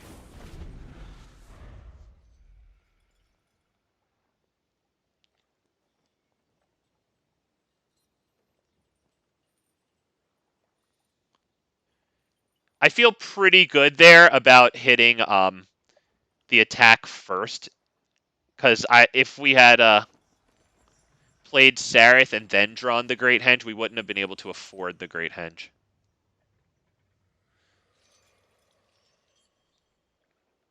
We're still not in like the best spot. Because he has a good amount of creatures. The Demanding Dragon is a 5/5 flyer. I obviously can block that with Elder Gargaroth, but once he gets his commander on the field, I can't. Ah, shit, he got freaking Thrashing Bronton on. He can use that to destroy the Great Henge right now. Damn it. Yep, nice. Yep, that's good. That's good. We got a card and 2 life at it. It's better than absolutely nothing. At least now Elder Gargaroth is the biggest thing on the field. Oh, wait, he has Yorvo there. Never mind.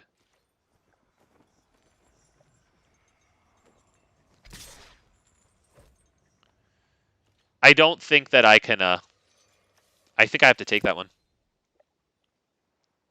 This is honestly pretty brutal. Alright, not the land drop that we were looking for. That's not the greatest thing in the universe, to be perfectly honest. Might need to go, like, SURRAK and GORECLAW. I'm probably going to have to draw cards here, right? How am I going to draw? Yes, Ali, Selvala is in this deck. Let me hit this dude with the thinking, too, here. We're going to need to get Beast Whisperer onto the field. And Invasion of Ixalan. Is it Beast Whisperer and Invasion of Ixalan? Is it this thing and Beast Whisperer? But But then I couldn't attack with Elder Gargaroth. I need to attack with freaking Elder Gargaroth. Let me hit the thinking again, poor dude. This is really tough, man. This is really freaking tough right now. I'm in a bad spot, dude. Beast Whisperer followed by Invasion of Ixalan isn't the worst thing in the world, but it makes him more likely to kill Elder Gargaroth.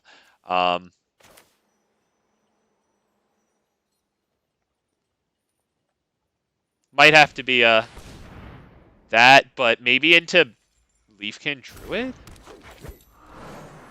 Is it into Leafkin Druid? Because that could tap for SURRAK and GORECLAW next turn, but does that do anything, really?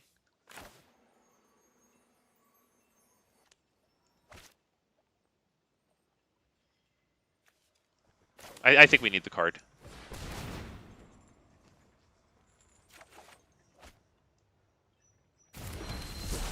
Alright, drop that. We probably need to attack. Let's attack this, because if we get that attack through, it will be a creature card. What do I do with Garg, though? Do I gain the life? That'll bring us up to 13. They're going to have a good amount of stuff on the field next turn. Do I create the Beast token, which can at least help get a block? Might have to be the Beast token, because if they kill Elder Gargaroth here and blocking, this won't be able to tap for 2 mana. Thank you, Z-Man here for sitting here as I took absolutely for freaking ever, but this is a toughie, my dude. It's a big old toughie. Alright, he's probably going to double block it. Alright, we get rid of Shifting Ceratops here because it can give itself a trample. It's the bigger creature. And is that his only dinosaur? Because if that's his only dinosaur, then Drover reverts to a 1/1. Alright, so this still taps for 2 mana, so I think overall that might have been a good deal. Aw, Hillbilly, your dog is mad at you. He thought I was going bye-bye. Oh, no. You should be happy. You should be happy that you didn't.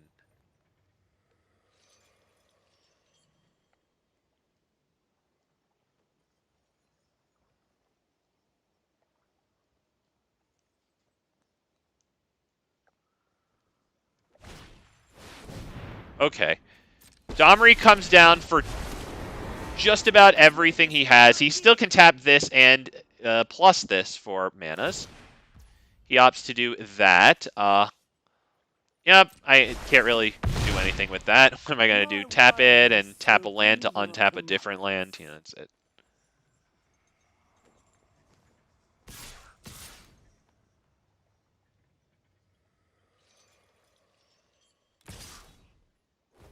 Yep, might as well. I think we can block probably Yorvo.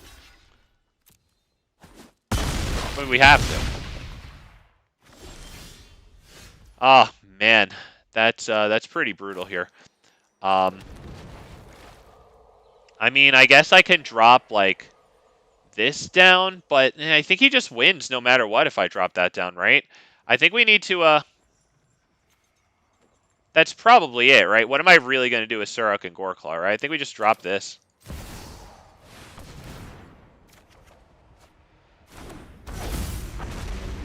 This can go ahead and attack. I guess I can't even attack with that, right? I'm going to need it to block Yorvo next turn.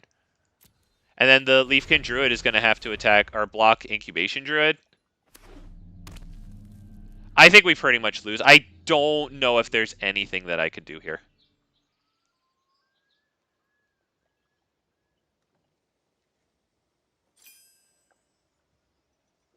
Oh, you'll let me... You don't have to, man. You don't have to, because, like, that could go out of control.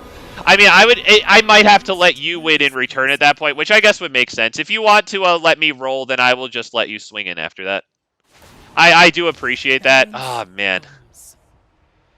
Damn, he got Vivian Reed, too. Beautiful. Yeah, he definitely wins this game. So if he wants to let me roll with the Ancient Bronze Dragon, we'll just pass the turn after that and let him win.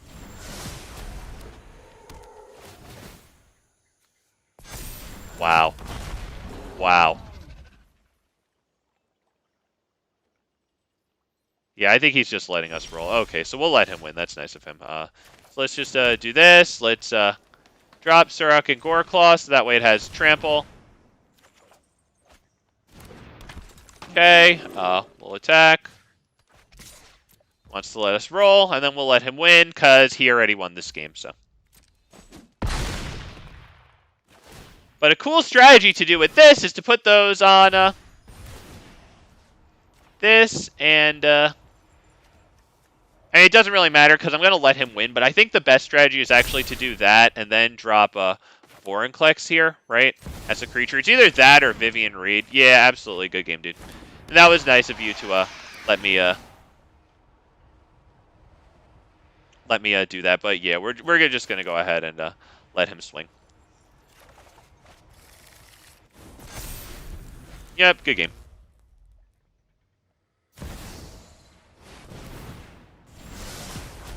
Ooh, what do we get here? Otepic Huntmaster, nice man. Yep, very good, very good. Yep, and no blocks, you got it, bud. Yep, destroy target creature with flying, beautiful. Vivian Reed is so good. Yep.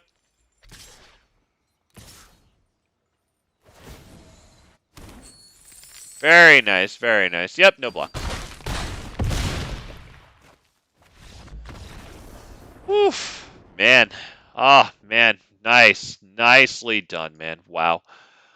Oh, that's a really cool commander, man.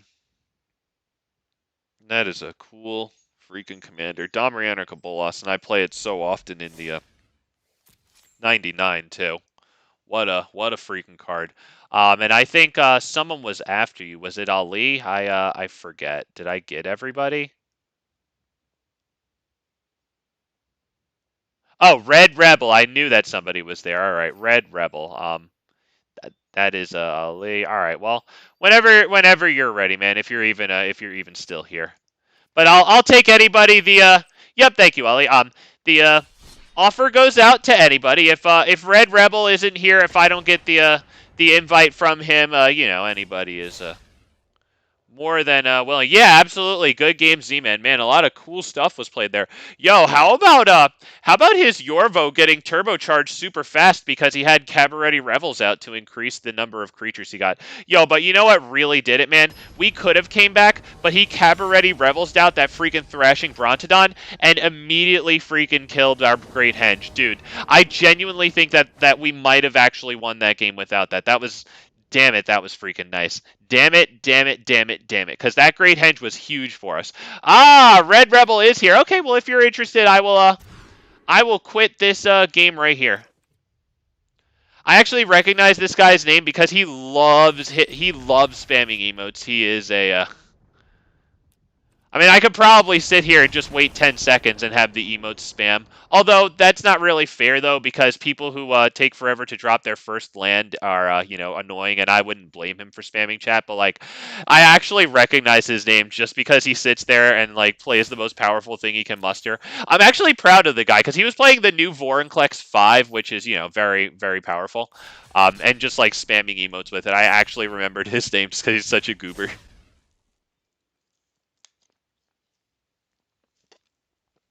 Forever Red Ranger. Hell yeah, man. Let's go.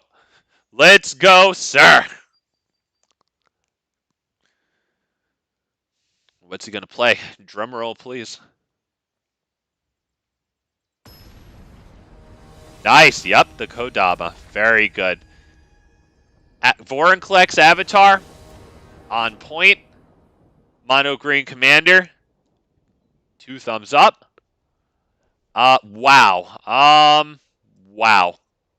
Oh, Ali, the awesome die roll. Were you talking about my actual die roll, or were you talking about your figurative die roll from Cabaret Revels? Because they were both very good. Oh, Red Rebel, you said wrong deck. Well, if you want to just concede out, then no problem. But I'll play you again, Like, I know that your Kodama deck's really good. You're more than welcome to play as many games as you want. As long as I'm not sitting up here like, past, like, 4 hours or whatever of stream time, I'm more than happy to play you guys. As a matter of fact, given things like Atraxa 7, not Atraxa 4, but I kind of, prefer facing you guys. Oh, my die rolls, E-Man. Okay, thank you. Yay. I mean, really, with that card, like, anything above a die roll of, like, 4, you know what I mean, is going to be, like, potentially just earth-shattering.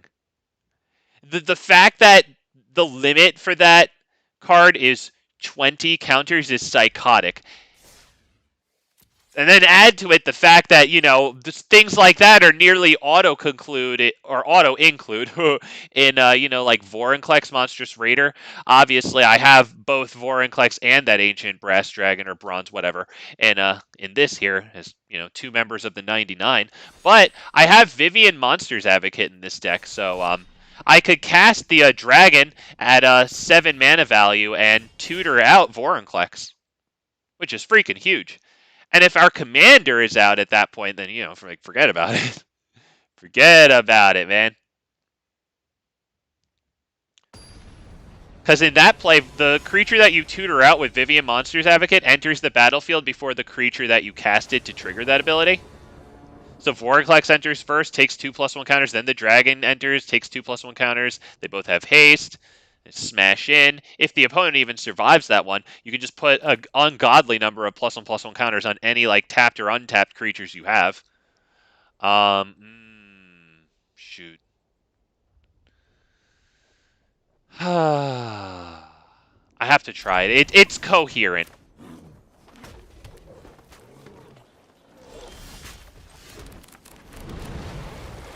That's actually not a bad top deck there because we can play that after the Caryatid here. I think I might want to get Tribute to the World Tree down first. It's a little greedy, but Caryatid into a Ronus is actually pretty good, right? Because then this taps for 2 mana. Let's see, is it Toski next turn, but we wouldn't be able to attack. We'd be totally tapped out.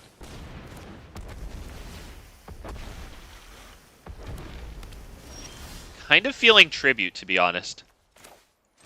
Although, it could be Ronus, but then I don't do anything else. I honestly think it's Tribute here. And then,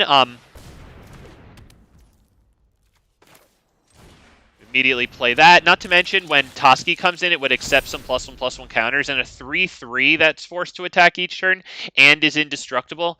I would say that's a good amount better than a 1/1. Alright, Tatiova is now on the field. This is something that we have to bear in mind. Bigly. So that's what is that going to be here, boys? What exactly is that going to be? Because we could do Toski. We could do Toski, attack in with this. They almost certainly don't block it. I mean, they could lose the Risen Reef, but I don't know if they want to, given that Tatiova's here. Yeah, I'm about it. Let's attack. See what we get. Yep, they didn't block. Good. Do we get a fight spell? No. Alright, well, Shaper Sanctuary, whatever.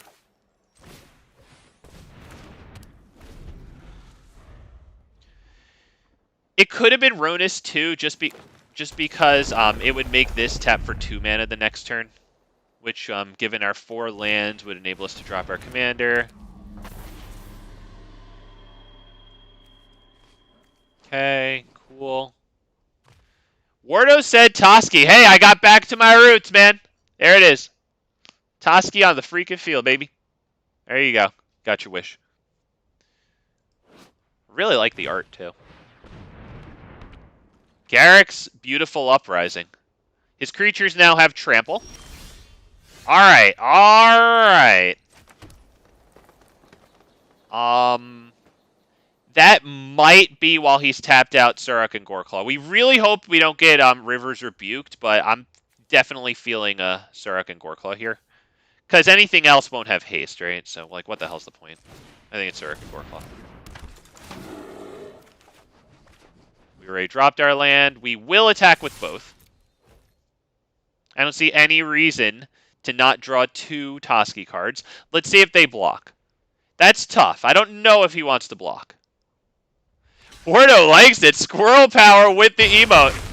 Oh, ooh, he forgot about the trample. Oh, poor guy. That's brutal. Yeah, this thing being a 3/3 and having trample now, that actually wound up being huge. I'm actually really happy with that, right? Because obviously he would just be blocking it with Tatiova if it was a 1-1.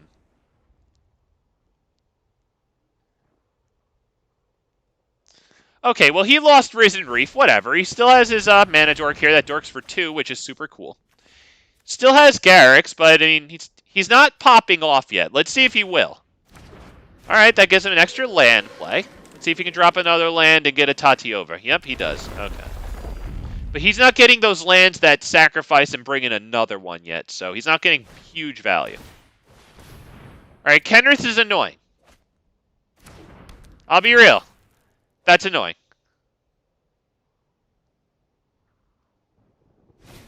We do have the Haywire Might, though, to remove Kenriths, which I'm kind of all about, right? Because then we'll be attacking in with other creatures, so I think it's more than worth it to do this. Yeah, this is going to hurt, unfortunately. That's going to be this one. Yeah, that's bad. As a matter of fact, I'm also just going to straight drop this one. I'm not even going to ninjutsu it. Because it's going to enter with haste, it's going to get +1/+1 counters, and that's going to be a trampling Death Toucher.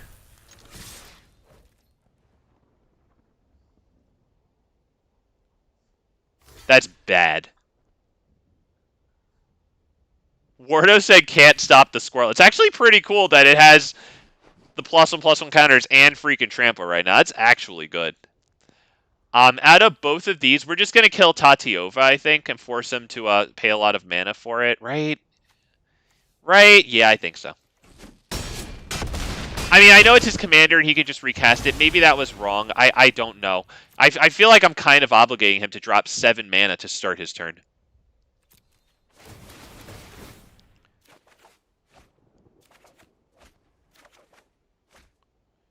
Yep, we will remove the Death Touch counter. We'll destroy, I think, Sylvan Anthem to deny him the Scry. That way his our other 3-cost things don't enter the battlefield and enter S4 powers and draw him cards. I wonder if it was better to get rid of Garrix Uprising, but getting rid of Sylvan Anthem denies him Scries, too, for any creatures, whereas Garrix Uprising is only going to draw him cards with creatures power 4 or greater. Okay. That is almost lethal. I see 16, 20 power here. Wow, we got lucky that he didn't pop off, because that's huge. Wow. If he can somehow, like, double something's power, I mean, he'd have to top a lot of lands to do that. Can he do it? Can he get a cheap Anthem effect here? So I guess it's actually huge that we got rid of this, right? All right, that's green creatures you control. Is this a green creature, or is this just a colorless creature? Okay, they're probably just colorless creatures, because lands are colorless permanents. He has 20 power, so he's got to do something incredible, like launch an attack and then somehow power everything up, and then he can win.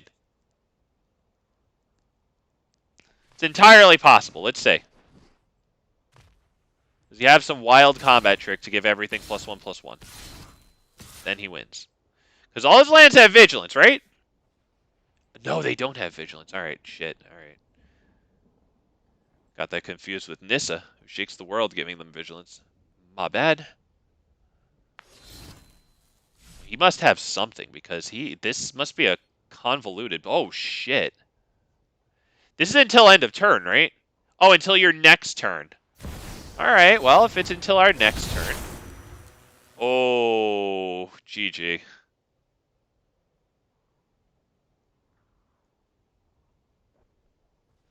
He was 1 turn out. He needed to have this in play first, and then hit that other spell.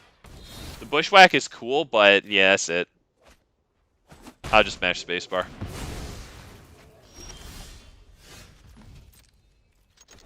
Yep, good game, bud. Good game. Wow, what the hell were you doing in that turn? Because it looked like you were trying to pull off something convoluted. I wish I knew what it was. I'm not saying what the hell as in it was bad. I'm saying what was it? I'm interested. Like, wow.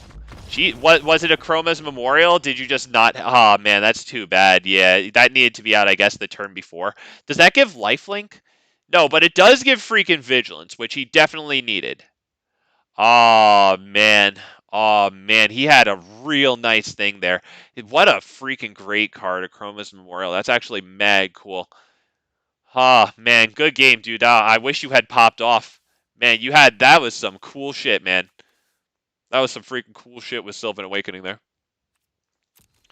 Nick says, bro, he didn't get the squirrel. He's done. That squirrel is a value generating little booger, man. What did that thing draw us that game? Like 4 cards in one turn, a bunch in another. Yeah, red. Okay, it seemed like you needed one more turn and you were just trying your hardest to actually get the play out when unfortunately you weren't going to be there. Yeah. Good game, dude. Yeah, damn. Yeah, the vigilance for your creatures would have been everything. Ali liked that one. Yeah, Ali makes interesting decks. So if you got Ali's attention with that one, that's pretty cool because he likes that shit.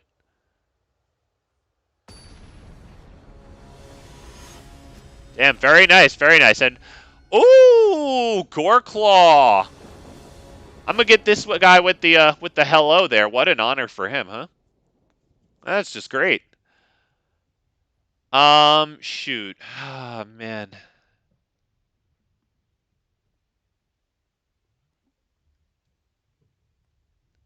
It really sucks that we go second. The thing is, we have Llanowar Elves, so I might want to keep this one.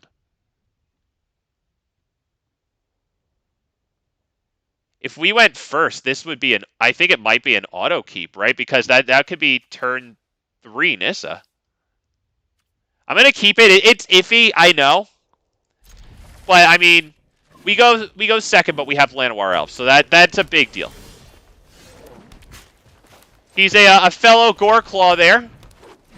We're running this GORECLAW in here too, so we like seeing that. I was really hoping he wouldn't have the GORECLAW there. All right, fair enough, whatever. Or I mean the dork drop. Sorry. This one I think is probably best. Pass turn.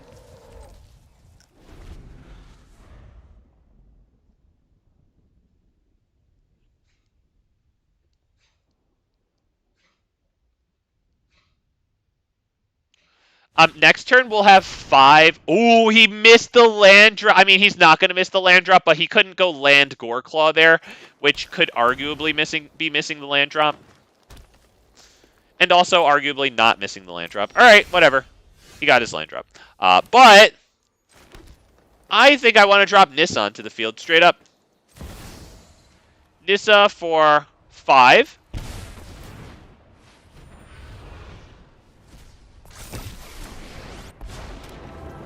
Turn 3 Nissa. Starts populating the field right there. That's huge. Our commander is going to give all these tokens trample too. Alright, they have 2 mana and a GORECLAW's discount here, so they could do something crazy. They could drop like, okay, yeah. I don't think they're attacking with that, though. That would be a little psychotic. Ronus the Indomitable could be pretty cool to get down here. I might actually like that better than SURRAK and GORECLAW, to be perfectly honest. Because, like, that's a really big reason for them to stay away.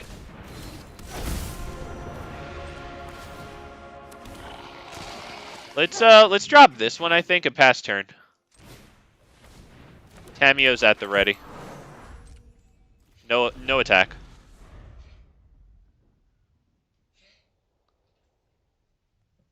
A big stompy brawl, green versus green. It is. It is. Wow, how fortunate did we get that we went straight into Nissa and we had it on the field before they had their freaking commander. That's huge, dude. They have Silverback Elder, which is definitely huge, and a fat devotion to green for Nykthos there. They could get like Ulamog or some shit here. They could, I mean, get the lands. They're at 25 life. I don't know if they need a... Yeah, I don't know if they really need the life right now. Alright. Thrun can't be the target of non-green spells or non-green abilities that I control, but we are facing green, so it's just This is a thing that has indestructible on their turn. That's still good. I don't think they're going to attack here, though. Runes the Indomitable is probably going to be a big no-no. That's why I kind of like it, right? Because SURRAK and GORECLAW has 5 toughness. GORECLAW would give +1/+1 to the things it's attacking with. Also, I missed my bad there with that. Although, wait, is there anything in the graveyards here? No, there's nothing in graveyards. All right, so that doesn't matter. Let's start by plussing.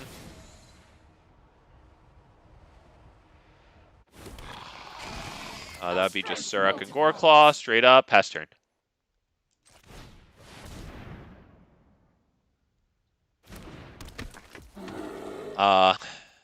That's just pass.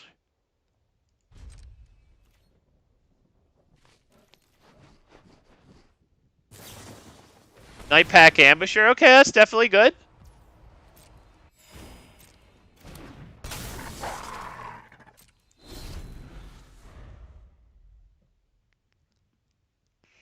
If he gets an Ulamog, we're screwed.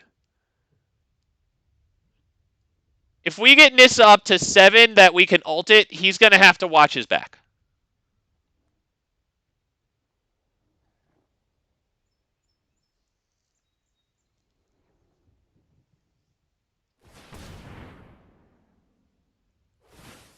Alright, what the hell do you have, dude? Is it a big X value creature like a Hydra or something? Oh, Jesus shit. Ah, so he can just minus it and fucking win. Jesus. Come on. Was that his top deck? That was his fucking top deck. Damn it. That was his top deck. Jesus. I mean, you know, I got it in my opening hand. That's just, yeah, obviously there's nothing that we're going to do about that. We can,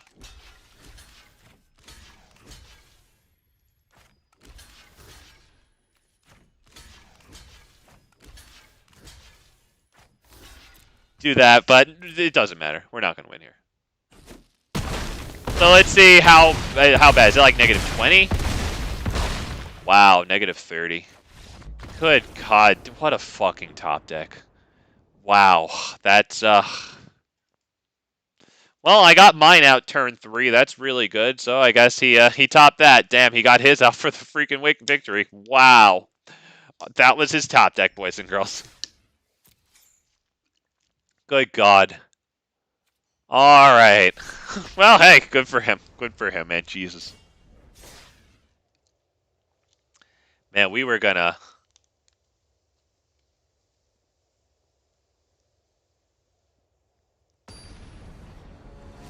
Damn, we were looking good there. With 2 more turns until our Nissa went off. Nope. I was really happy that he was all out of cards, too, with no draw mechanism. You know, no Beast Whisperer, no nothing. And Ali, the Armored Scrapgorger does need a card in a graveyard to get an oil counter on it, because it's when it becomes tapped, exile target card from a graveyard and put an oil counter. Unless if there's been a ruling change, every single time I tap it and there's nothing in a graveyard, like, it doesn't get the oil counter on it. Let's mulligan that. Unfortunately, it's not a 3-lander. I wish it was. Basically, we go Grazer into this, and then we're out of freaking steam there. God, do I have to keep this? Is Selvala really going to live against them? I think damn it, dude.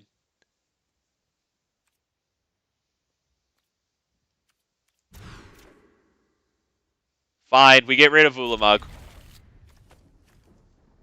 Yes, get rid of Ulamog, thank you. Alright, we did it. Still not the best hand. Paradise Druid's going to sit around for 2 turns, I guess, before paying off into Eldergarg. Alright, nice. Got the Birth of Melitis. Cool. Got Paradise Druid hitting the field. Although, you know what? We might as well do Invasion of Ixalan here. No. We do Paradise Druid. The reason is so that next turn, I guess we can do both Invasion and Llanowar Loam Speaker, right? Because now we actually have a 4-mana payoff for Paradise Druid.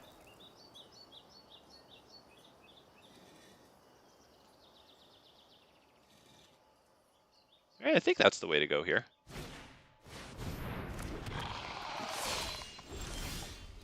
All right. Let's start with the invasion. See what we come up with here. It's asking him, I guess, to do this. Does he have mana? What's it asking him to do? He's taking a long time with seemingly nothing to do here. What's going on there? What type of trigger is it asking you to do? Do I want Shaper's Sanctuary so I can start drawing cards? I could play it this turn. It wouldn't be the worst thing in the world. Right? I don't need the mana dork here. It would help me get SURRAK and GORECLAW down next turn, but if I lose hexproof on this, is it really gonna live?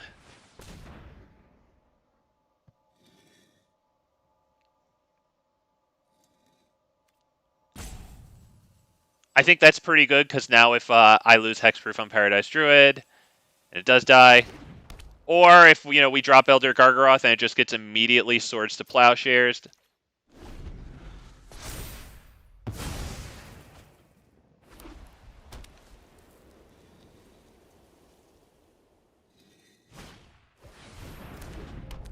I'm feeling Elder Garg to test the waters.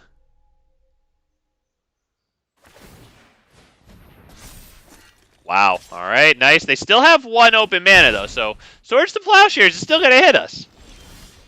Bit stinky there. Yeah, I wonder what the 0-cost card is, Johnny. Yeah, I wonder what it is. I think we have to do this. That's why I didn't drop Llanowar Loam Speaker, instead opted to hit the Shaper Sanctuary last turn.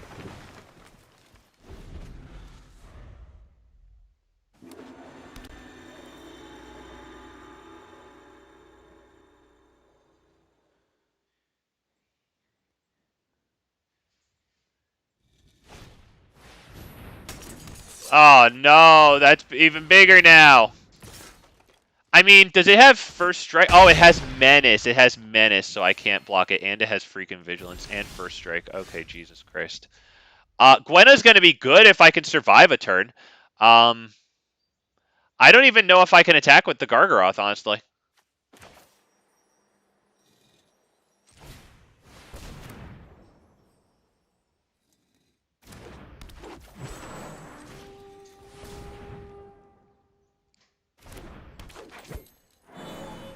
No attacks. So we're going to pray for a Thorn Mammoth fight? I don't think the old Gnawbone thing is going to work here. Because that 8/6 has freaking damn Vigilance. But Thorn Mammoth can come in and fight it.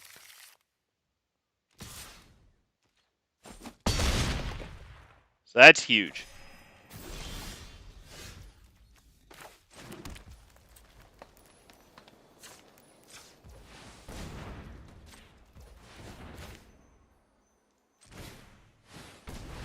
I think this is the way to do it.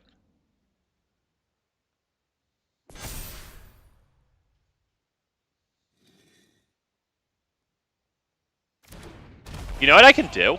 Oh shit, check this out. Hang on. Check out what I can do here. I can use Elder Gargaroth to put in a Beast token, right? And then that's going to trigger Thorn Mammoth to fight again. Check that out. That's actually mad cool.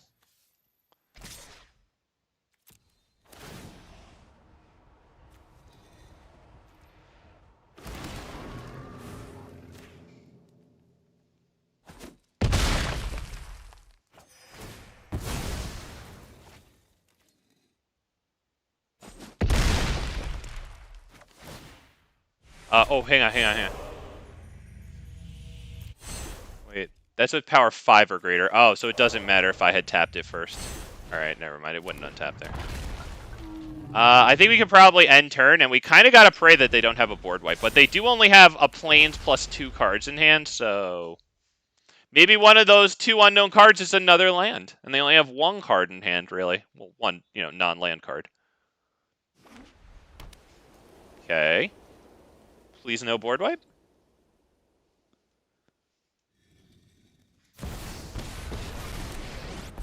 Okay, still 4 mana. Discarding, drawing. One of them was a land. Okay. That deals X damage to what? Sorry, tapped creature. Alright, so we start out with Old Gnawbone, or let me hit thinking here. Is it old Gnawbone in attack? Right? Because that will make all the treasures, right?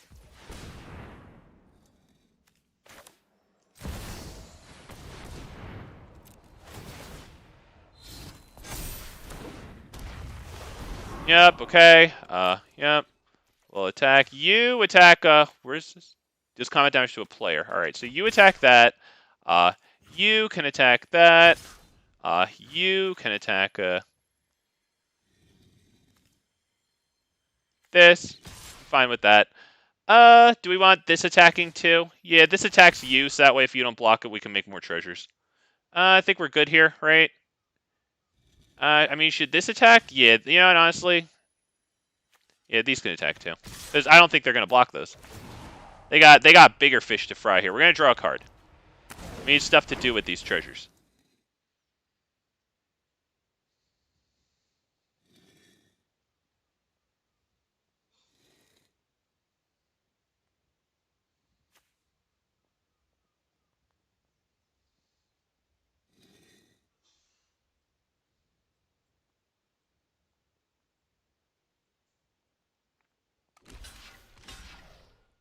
Okay.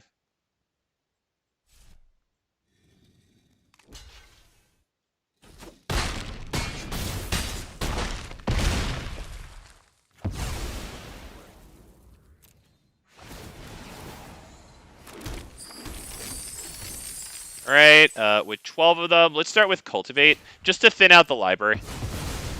We don't need to drop the commander here and then just have it eat a board wipe.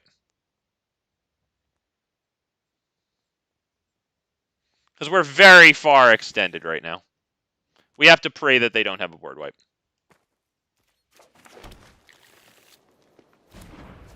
I think that's everything. Pass turn.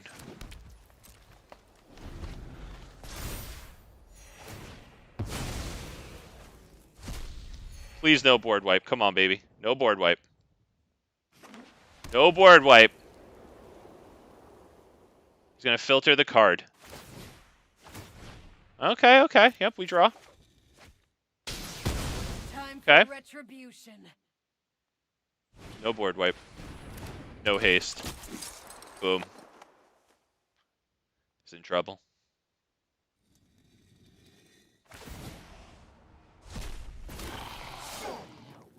That does have haste.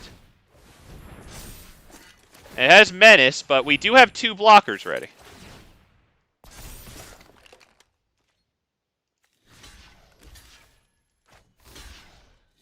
Can only kill 1. Let's go ahead and draw a card. We do have a lot of treasures here. Jesus, dude. Garg lives. We like the Garg.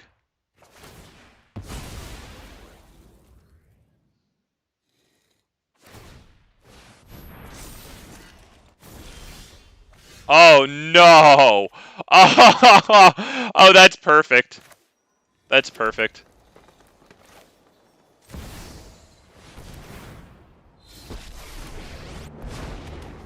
I love Let's go ahead and start with this. Target creature you control, right? That'll be fine. Yep. Boom. Right there. Watch out. Let's go ahead and drop SURRAK and GORECLAW. No, I need you to pay with fucking treasures. I have to sit here and actually tap each treasure individually. Sorry, it's only 2. Now that the lands will auto-tap, we're good. Let's do this. And we put the land on the field. It also is another damage to hit at their planeswalkers. Okay, we'll attack. 1, there, 4, there. 1, 2, 3, 4, there. Draw a card.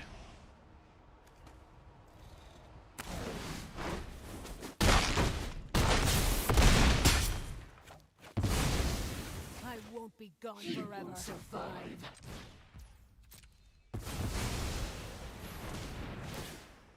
Yeah, Johnny, absolutely. Yeah, whatever that card was that the, like... Oh, maybe it's exiled by now. Yeah, I know that he had some ridiculous card doing him really nice here. Was that exiled? Yeah, that was really nice. That menace, too, was actually kind of annoying, to be honest. Alright, that costed a lot, so I would assume we're going to be doing pretty good this turn. Sarah Paragon, that's big good. Oh shit, he won. Oh, I should have gained my life. Although it's going to be so big. Hang on a second. Wait. Was he going to give that thing menace or not? Oh, the other thing was the one with menace. Okay, so that one had... I thought that he also had an equipment that gave menace. Oh, okay, so we were good there. Wow, that game was carried by that guy right there. Elder freaking Gargaroth. Wow. Wow. The vigilance and the freaking reach. Wow. Jesus Christ. Wow. Wow. Woof. Wow. And Ali said, I got next, so I'm, yep, there you go. I got you, boss man. Thank you for your patience. Yep, there he is. Gamer, friendly brawl. You won, buddy. Thank you once again for waiting. Woo! Man, how good was Elder Gargaroth in that freaking game? Holy crap, dude. It did everything.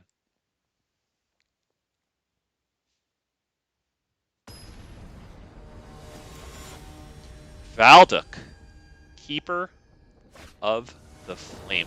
Sarkhan Avatar. Nice. My hand could use a third land, so I can't keep it. Jesus.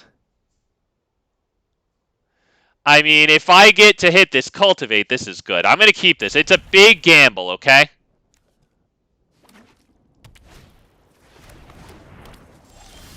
Oh. Oh, thank goodness gracious. Okay. All right.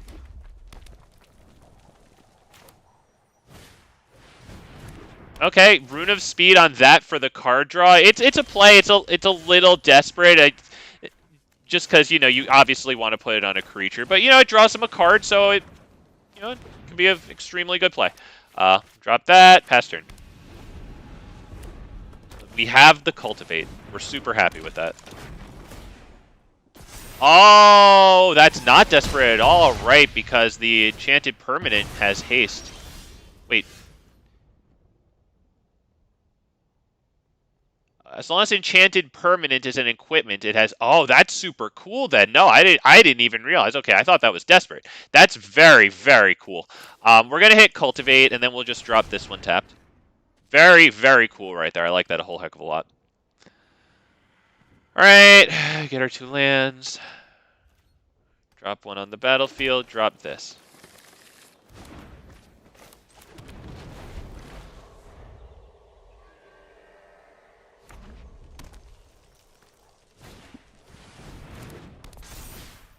That thing has menace now. That thing has menace, menace, menace. Alright. Whoa. Okay. Alright. Well, I'm not going to be able to hit Thorn Mammoth on that, which is what I need to do. So, as nicely as we ramped, that is good game. I do not believe we're going to beat out that one again. It's a little too wide, even if we gain the 3 life here. Yep, protection from green. Yep, forget about it. Yep, very nice. Let's see what number he gets. I guess I can block one of these. All right, it doesn't matter. We'll gain the 3 life just to give ourselves, you know, make the optimal play and see what number he still gets us down to. Yeah, apparently I should have besaged that thing. Yeah, okay. Yep, you're absolutely right. Yeah, I can clearly see that. Well, I learned that now, so somebody else might be upset in the future that I would know to make that play. Yeah, wow, okay, that was well done. Jesus. Well freaking done, dude. Yep. Nice to know that I had a chance there. Yup, Bladegraft had the menace equipment.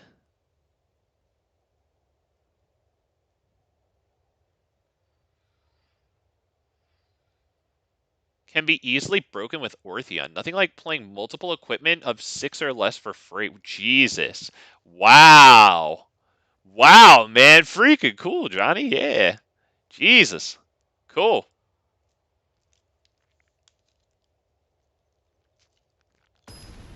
Yep, and then he said Bladegraft has Menace. Yes, the Bladegraft was the one that had Menace. I remember that. Did he have another Menace equipment? I thought I looked and saw that he didn't. Whatever. I'm always freaking missing things. Whatever. I'd like to go first. About 50% of the time. Maybe it is, and I'm just not noticing it, but I'd like to go first. I don't know if I can keep this one. Paradise Druid is nice. It has to sit around until we can get Elder Gargaroth out, but at least it's Paradise Druid. That's the mana dork. The reason I'm keeping it is because up against Toralf, who's going to want to burn our creatures, he probably has loads and loads and loads of burn. So Paradise Druid is going to be good against him. Look, he had to just manually pass the turn right there.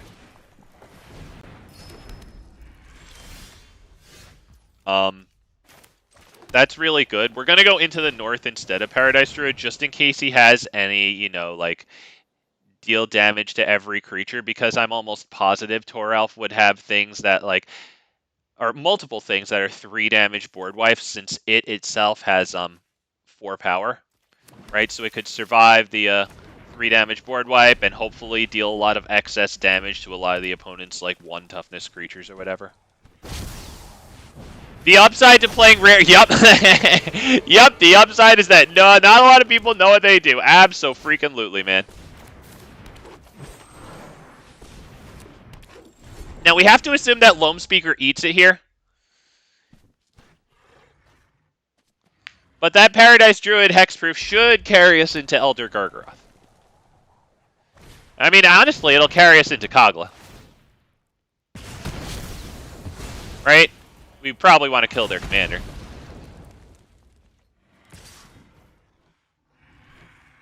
No blocks. Correct, yeah. Oh, Into the North definitely doesn't say basic. So that's why it's really good with those snow dual lands with basic land typings. It's huge with those. I think we're going to go Kogla here and kill the commander. Yeah, it's offering them the opportunity to burn down Paradise Druid now that it's lost Hexproof.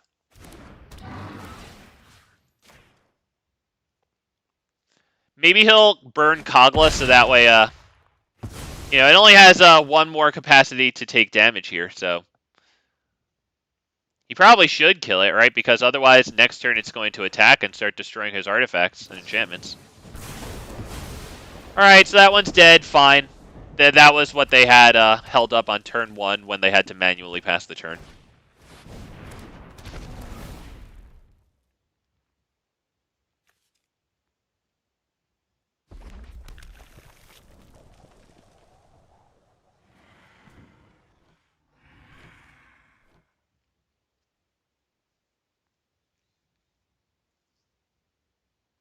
Got 2 cards in hand. Elder Gargaroth it is. I don't want to just drop Nissa down at 5. You know, it comes in with, what, 3 loyalty. We minus...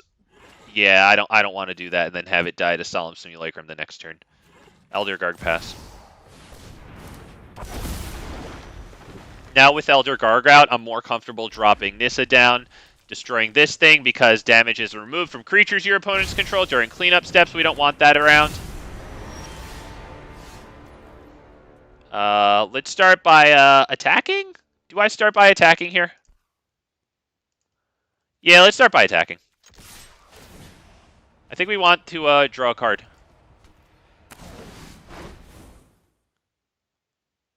They do double block? Okay, I was going to say, no way you lose your commander again like that.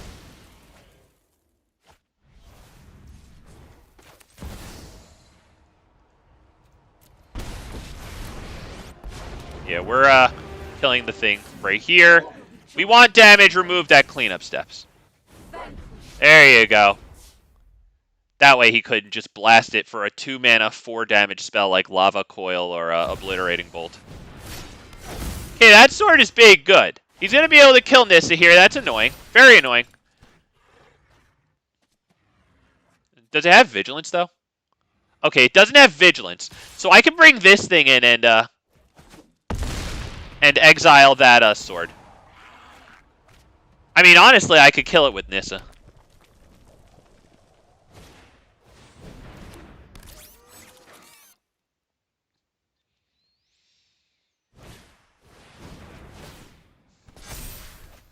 Draws 2 cards. That's super good. The turn's over, but yeah, that's still good. Wow. All right. How much is this going to cost next?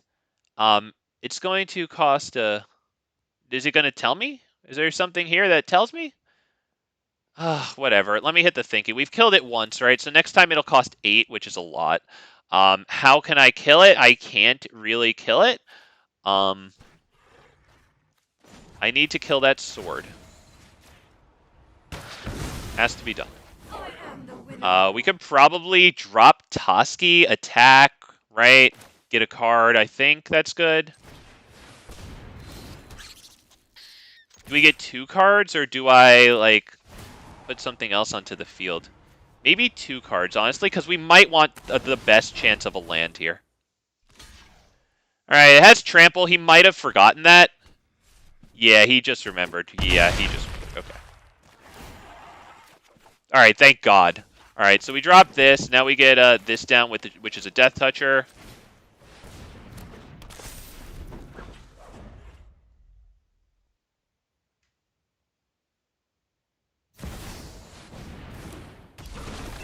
Alright, that, alright, well. 1 card.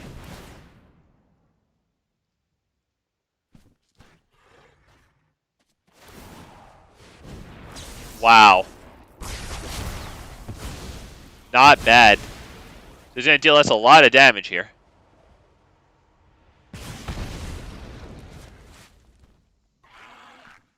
I was wondering if I should have gained the life. Alright, 3 damage. We're still alive. We are close to dead.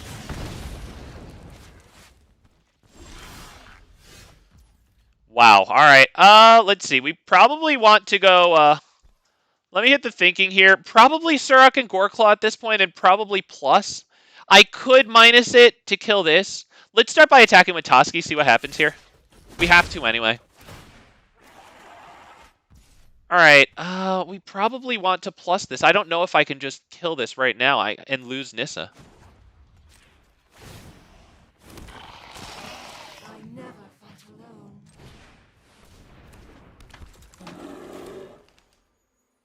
Do I want to drop that, or do I want to get Elder Guard with it?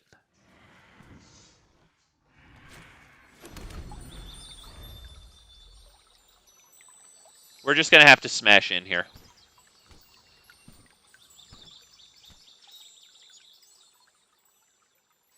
Wait, can't he just play Toralf on its backside and deal 3 damage to any target?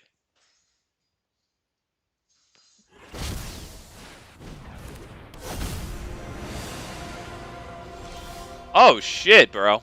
Like...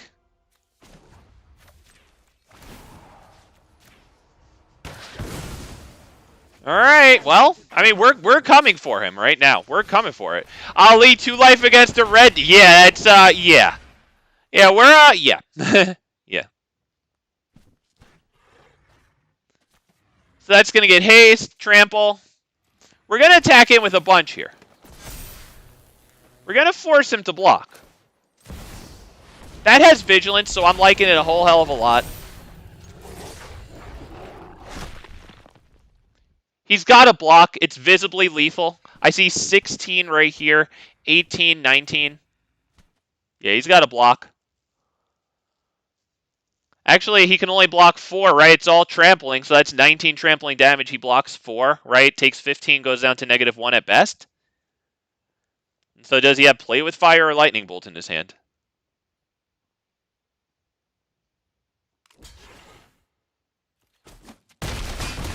Wow.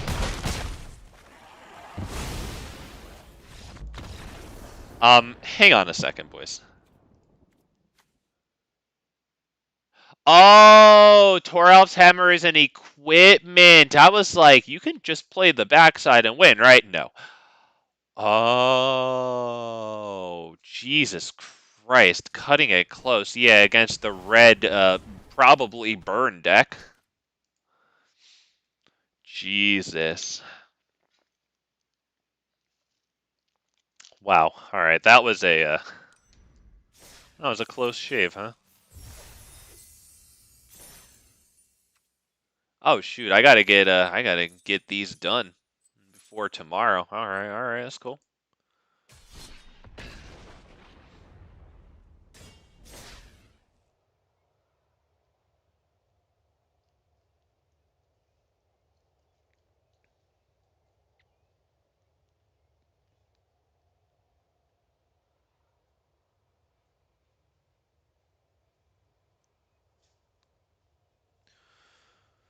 Whew. Boy, oh boy. Happy to escape with that victory there. Dude had some nice plays. I actually have a drafted out Toralf deck. I haven't played it yet, but like I definitely have it drafted out a whole bunch of stuff. I actually we just got City on Fire, right? Another damage tripler from March of the Machine, so that goes into that one. Jesus. Do I keep this? Is this... Oh, no, this isn't new overpowered. Good for you. Good for you. It's not the new blatantly overpowered one. Okay. Fine, we'll keep it. It's coherent. Dude got straight into Ragavan. I mean, that's good. We can actually play that next turn. He got GORECLAW. At least he can't play it. That's pretty awesome because if the Scrap Gorger lives, and that's a big if, doesn't look like it's living. Yep, there you go. Alright, well, Topiary Stomper next turn is going to be huge. Actually puts a land down instead of just being a dork that can get beaten up by their stuff. Looks like they can't drop Nissa there. Mind, body, and soul. Think, then act.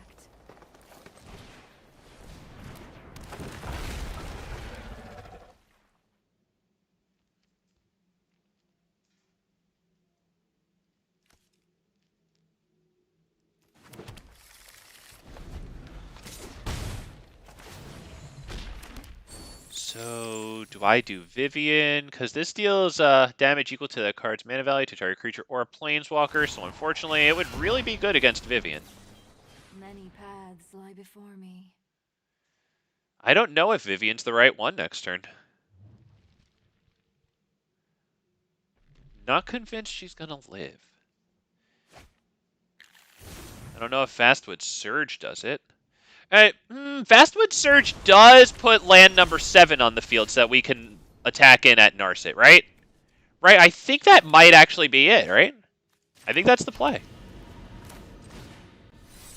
Not kicked, yep. Alright, it doesn't get Spell Pierced, hallelujah. Lands 6 and 7. Topiary Stomper can now attack their Planeswalker and also block Ragavan, which it might not do. I'm sure they'll have loads of kill spells, but it does get that freaking kill, gosh darn it, and that's incredible.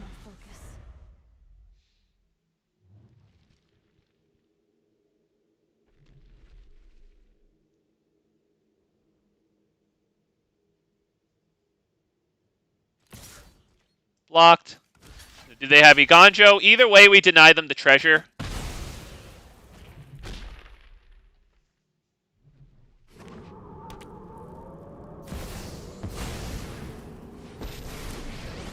Alright, are they going to minus?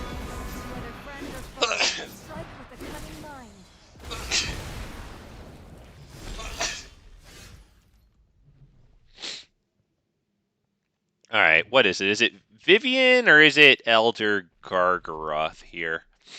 Elder Garg is good. What do we have? Hang on. How many lands do I have? 7 lands. So I can do Elder Garg or SURRAK and GORECLAW into nothing. With 7 lands, I could do Vivian and then this, which really isn't terrible either.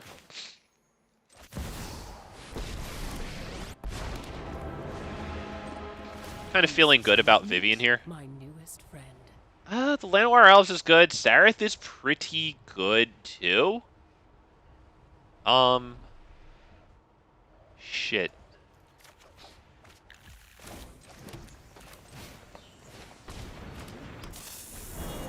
It'd be pretty incredible if Vivian wound up living, because they can -2 their Planeswalker here.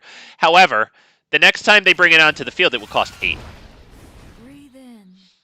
Exhale.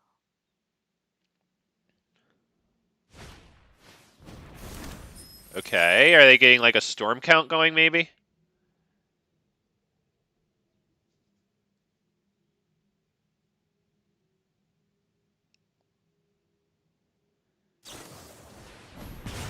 Okay. Cool, filter a card too. Still 4 capacity for mana. Alright, so 2 capacity for mana here. Start with Vivian, right? I mean, there is a world where I minus Vivian to destroy their treasure. But I think we'll just do this. I've seen things that would break someone like you. Damn. Vorinclex does get us land drops into hand, though.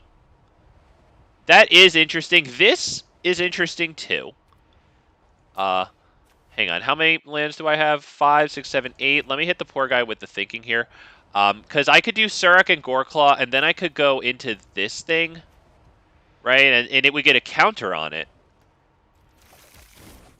Alright, so let's do this. It'd be really amazing if that didn't get countered here. Alright, fine. Yep, take action.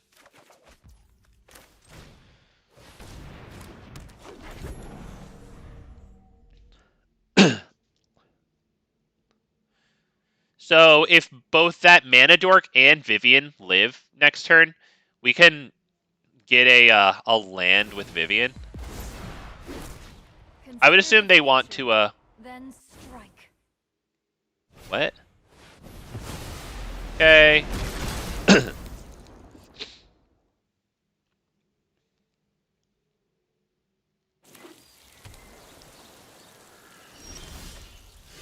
Okay, that's good. Let's hit this one. Come to me.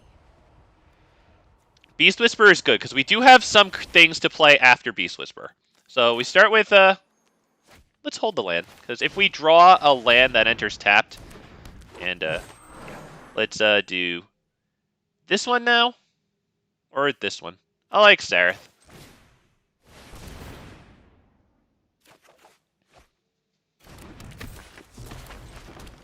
Pass turn.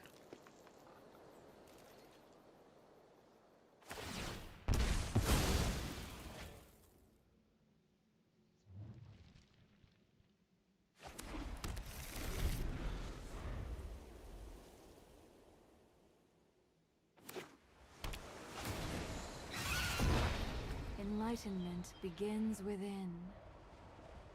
Now, if they can't do something to Vivian here, I'm going to assume we should, ult her. Right? And we will lose her, granted, but, like, it forces them to, like, have exiles. Okay, they're going to exile Vivian here. Yeah, they do have a lot of exiles, though, so I wonder how useful her ult would have been. Obviously, it's very good, but, like, we've seen plenty of exiles from the guy. I assume there's many more. This is pretty awesome. That's pretty huge. As it's so huge that I might start with, do I start with Elder Garg? Do I start with Toski here?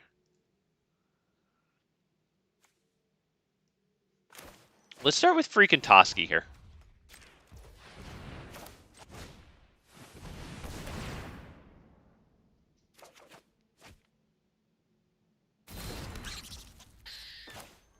Alright, let's attack.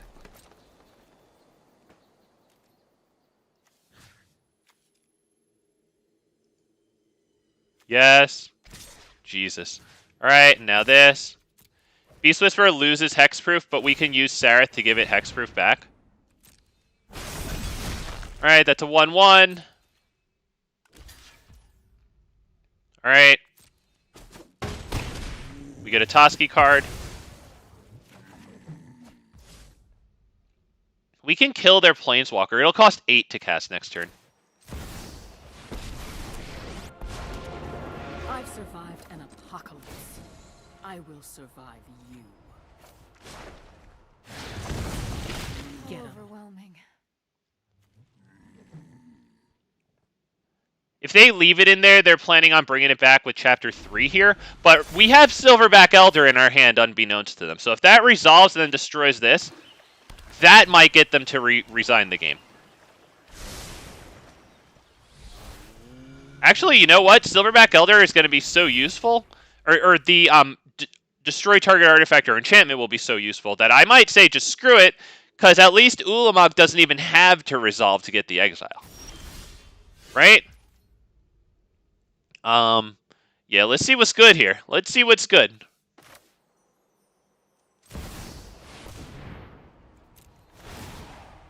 Boom, and do we have any Hole of Storm Giants? Oh yeah, that one's gone. Yep. Yep. None of that.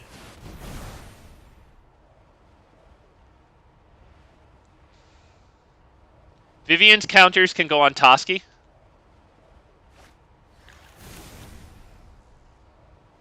Now they do have exiles, so Ulamog's indestructibility.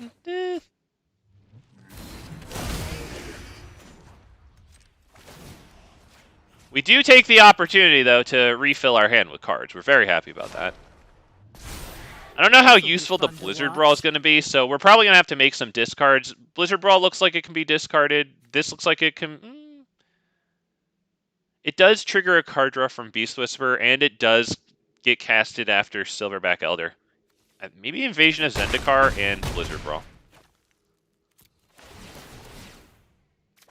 Or am I... I'm only going to discard one here. Alright, well, we'll discard a land. Let's drop this one.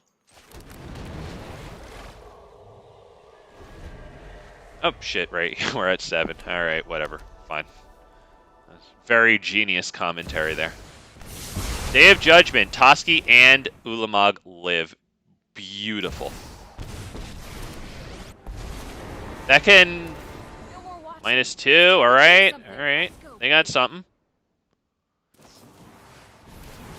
Wow. Alright, yeah, not bad. Yep. Okay, good. They did it. They did it. Very nice. What's this at? 7? Can I kill that? I think we can, right? SURRAK and GORECLAW into Gargaroth, right? That should do it. So SURRAK and GORECLAW. Let's just make sure that we pay with the right things here. Can I kill them? You know what? Why don't I just hit Ulamog, right? And then destroy more of their stuff here. Right? Why don't I just do that, honestly? Then we can exile that and Mana Confluence, right? Is that the one to get rid of here?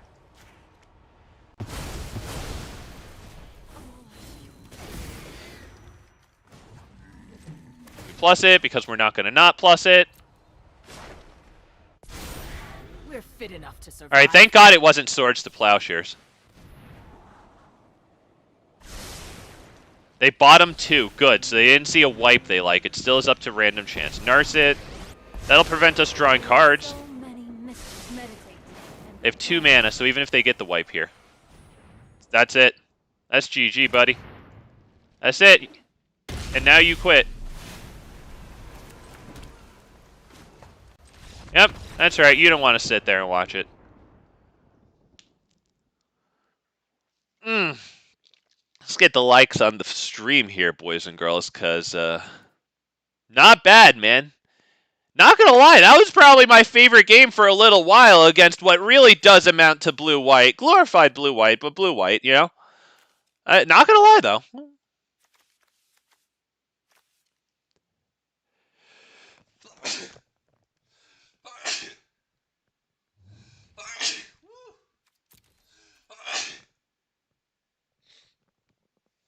Wow. But, whew. All right, wow.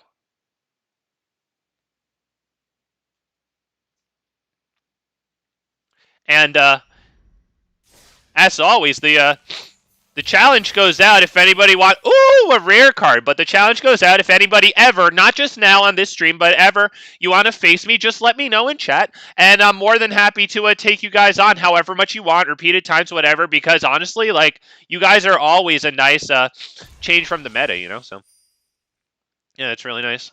Yep. All All right, let's get right back into it. Not gonna lie to you guys, it looks like I need to play some other colors. If anybody wants to play me, I'm gonna switch over to my my mono red Itali deck just because it's got a good amount of red cards, I guess, and it could also cast any color off of the opponent's library, right? So maybe that would help me with my daily challenges.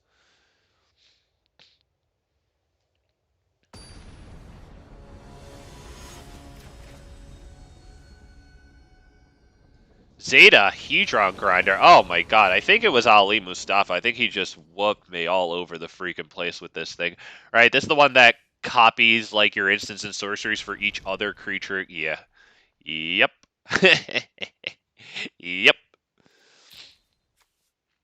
This is a great hand, though. I mean, it is a great hand and it isn't a great hand. We're up against red. I'm going to keep it. What I'm going to do here is pray for my creatures, pretty much. You know what? Do we hit Shaper's Sanctuary first, or do we hit the Mystic first? Sorry, it might be wimpy, but that might be the better choice. It might also set me one fatal turn back, but like, if I drop Elvish Mystic onto the field against red, I'm rolling the dice.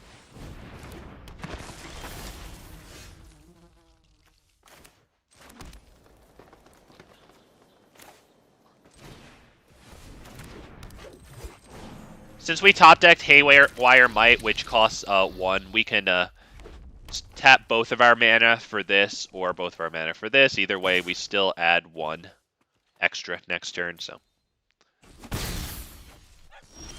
Yep, he correctly gets his 1 damage in. Very good, very good. We go ahead and drop probably this one. Pass.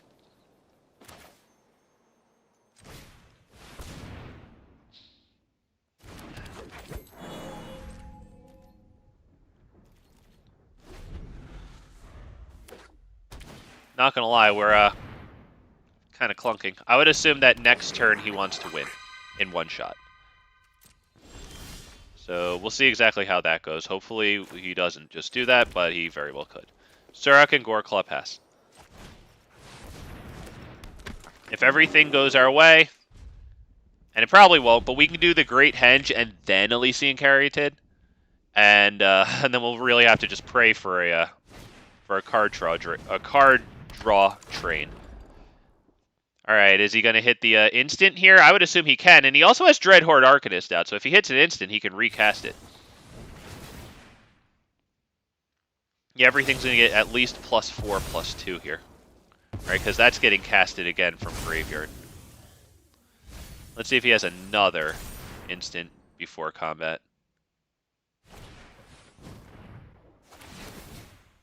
All right, he draws tons of cards with this.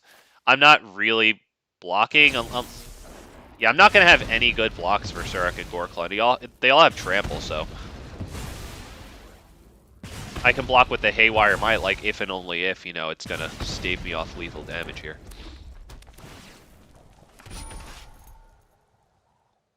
Another one.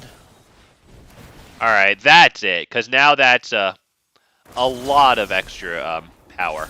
That's actually 10 extra power on that one. We would have been able to survive if, but we'll let it go through because, you know, I get curious what exactly he's going to get here for his score.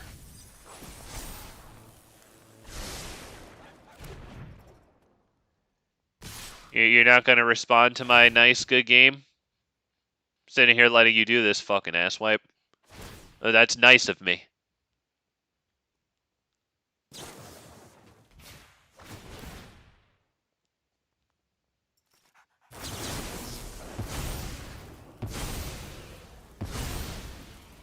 Yup, nice. Alright, yep, no blocks, because it's visibly not worth it. Okay, hit spacebar, it didn't register, okay.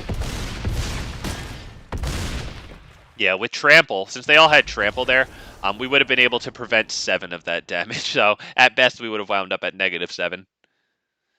Damn, dude. Ah, man, nice. Nicely freaking done. Yeah, unfortunately, maybe if we had gone first, something better would have happened, but we probably just needed to be able to fight his commander, and we did not Woo! We did not have that one, man. Let me tell you that. Yeah. I don't think I have to. We did not have that one. Damn it. If only.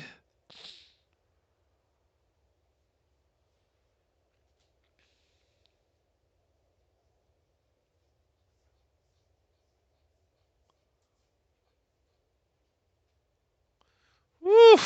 Damn, dude. Went off with that thing. Damn.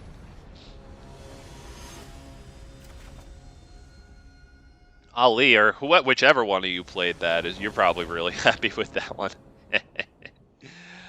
Wow, okay. They go first. Having one dork isn't that good.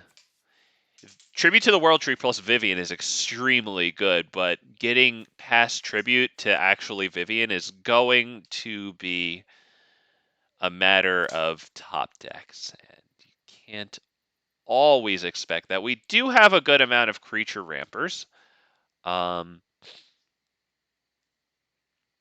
We do also have Kappa Tech Wreckers. We could attack for 0 here just to bring this thing in. But it really is a 2-lander, though. Damn it. I might have made a bad decision there, boys. I'm sorry. I'm thinking if we can use Kappa Tech Wrecker to exile his Arcane Signet or whatever have you. Alright, he got freaking Llanowar Elves. Damn it. Alright. That's a good top deck, though. That's actually a good top deck. It's not a land, but you know what? Damn it, it's a creature, so. Yep. Wow, I almost clicked decline there. That would have been tragic. Hey, he goes first, hits the Llanowar Elves. I'm not mad about it at all. Just kidding. I'm very mad. Very mad.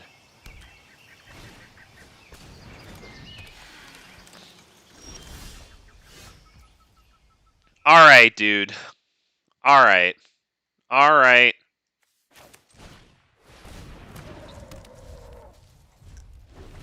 Alright, fine. It appears as though I'm sorry. I wanted to try to have an interesting game there. Started from a hand that wasn't the greatest. I'm sorry, okay? I apologize. Jesus. This was a good top deck, though. You need lands, of course, but...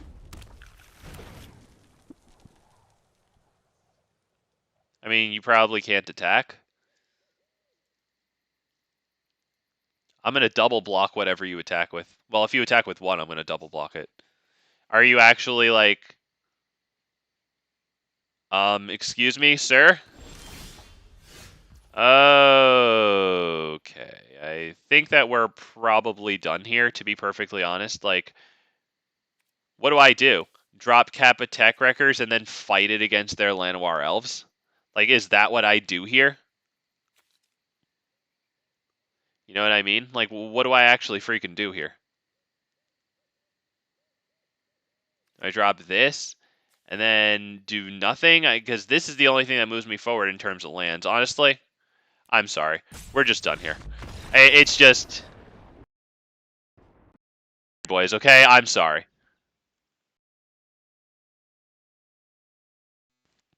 I get it. I get it.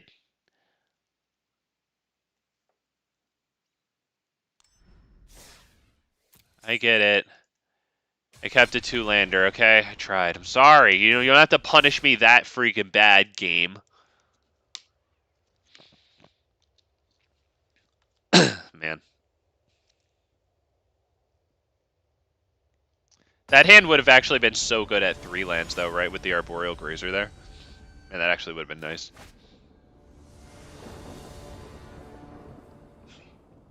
Wow. Okay, I mean, we go first, and we have Gwen. I might keep this one. Now, let's see if this person is actually playing Slivers, or if they just smuggled their 5-color controlled nonsense out of Hell Tier like a scumbag. Because that's usually what it is. I would say a solid 40% of them are actually running Slivers. And to them, I tip my fedora, because I appreciate that. Yeah, that's what I meant. Beast Whisper, not Gwenna right next to it, which is the one I can afford. That's what I meant. Beast Whisper. Yep.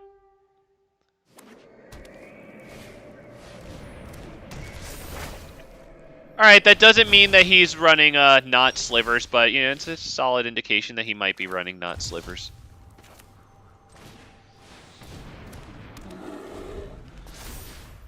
We'll see, because I'm going to concede on him if I see, like, a Teferi dropped, for example. I'm not sitting there facing somebody who's smuggling their freaking Hell Tier deck out of Hell Tier. Yeah, you're not playing Slippers, you're a prick.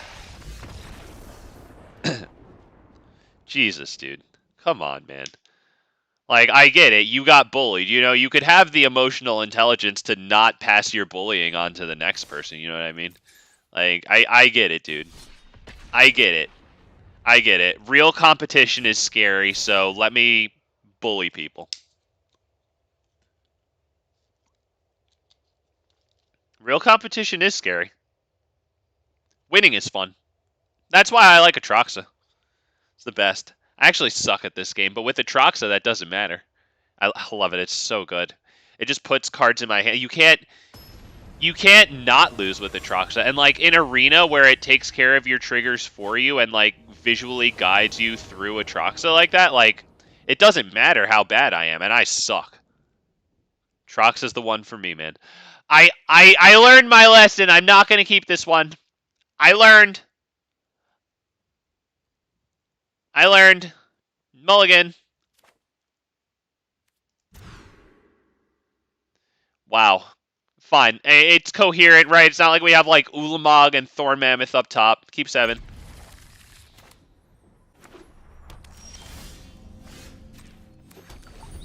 Wish we had a 1 or a 2 drop, of course, but I mean, you know.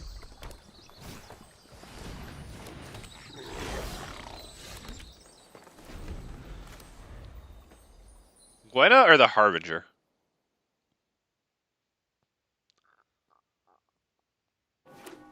I mean, or Llanowar Tribe. Kind of feeling Gwenna.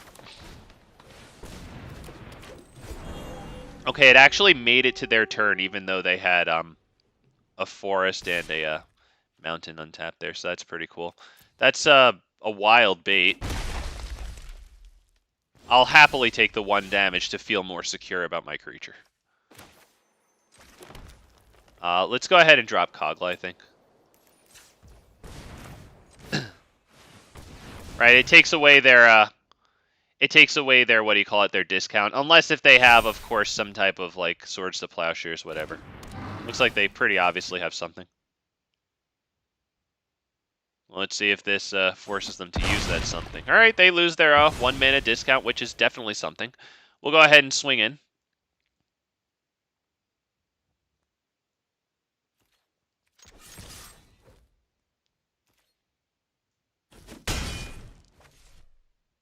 Take back that lead. There you go. 22 to 23 now.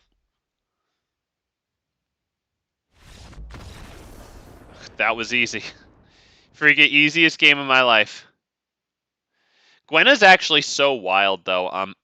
One of the best lines of play in this game here, or in this deck here, sorry, is to go turn 1 Llanowar or Elvish Mystic, right? Of course. Or with the new, what is it, Delighted Halfling, when that comes out in the Lord of the Rings set, obviously that's possibly even better to play, right? Because then Gwenna can't be countered. But you do whatever turn 1 mana drop, right?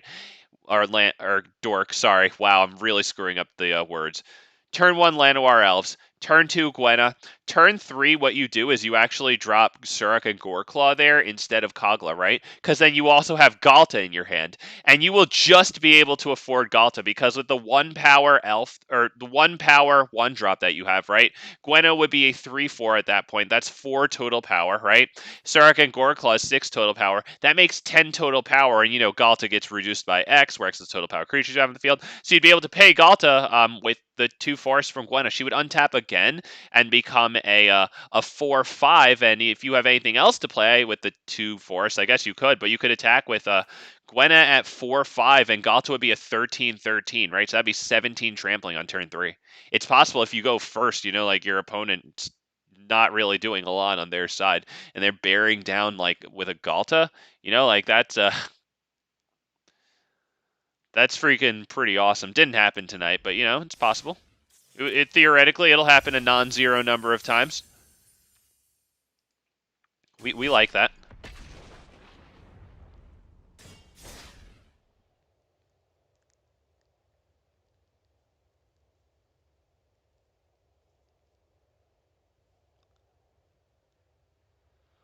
Whew. All right.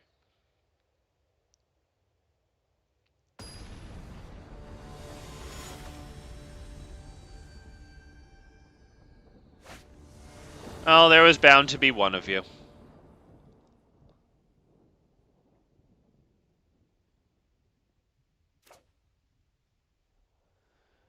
I don't think we can take this one, right? Beast Whisper's probably going to be nuked on sight by Atroxa, especially as the first creature we're going to drop, and it's a 4-drop.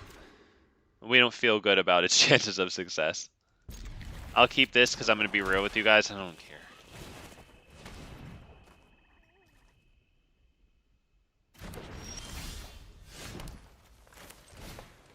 Turn 1 Duress. Does have the cosmetic style that does make it better than yours if you don't have a cosmetic style. So, bow to your freaking Atroxa Overlord. The mightiest mage, boys and girls. You'll never be that good. Sucks to suck.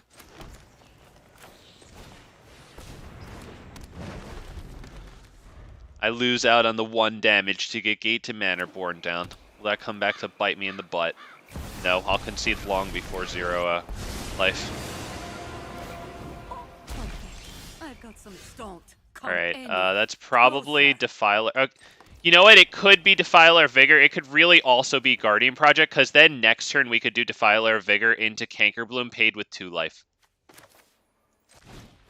I think that's actually the way to go. I know everybody wanted to see the Smashy Big Boy down now, but like, I can't just drop it and have it killed immediately with no, you know, no reward out of it, right? Instead, we can drop it, Guardian Project. Hopefully it doesn't get countered, of course. Lana! Hell yeah! Guess who's back? Back again. Oh boy, hide you kids. Hang on, let me make sure this does this right. Okay, Defiler Vigor. Please resolve. Please do not counter that. Please do not kill that while the Guardian Project thing's on the stack. You know, boys and girls, this is for you. If he had killed this while Guardian Project was on the stack, I would not have drawn a card. The more you know.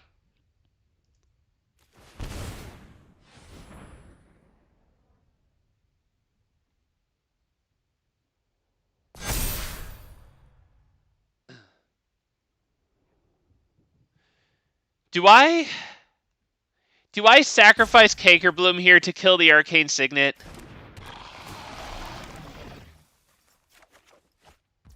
Johnny, I agree with you. Yeah, Circle of Dreams Druid is really good. I agree. Do I sacrifice Cankerbloom to kill this? Or do I just drop this? Yeah, I think, honestly... Wait. It added white? Boys, it added white. What?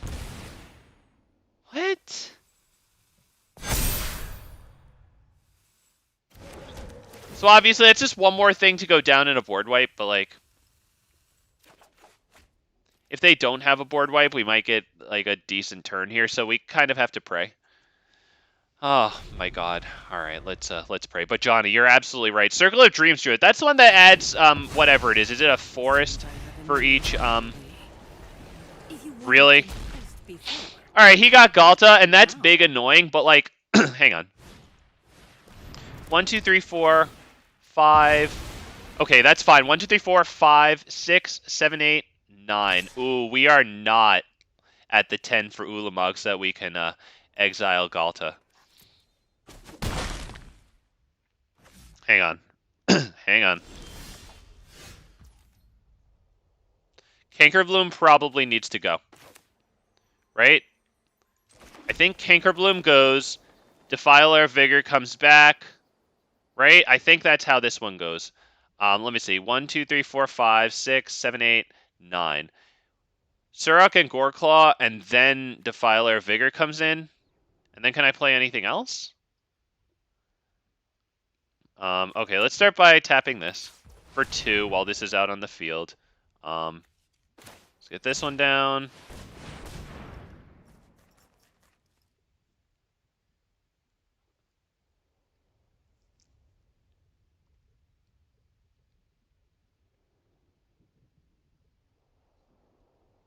I hate you.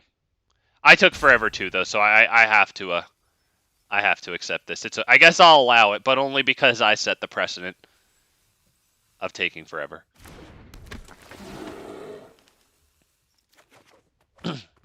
Sareth is interesting. We can probably hold off on Cankerbloom until they attack, I think. So maybe we can just pass the turn here.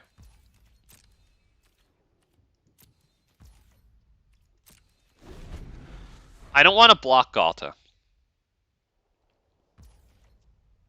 I can block the Cap attack Wrecker and then sacrifice Cankerbloom.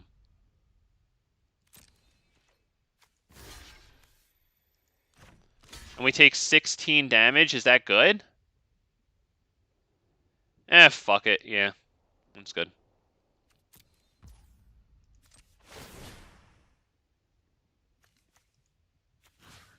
Oh, shoot. I meant not that. I meant destroy target. My bad. Okay, yeah, my bad.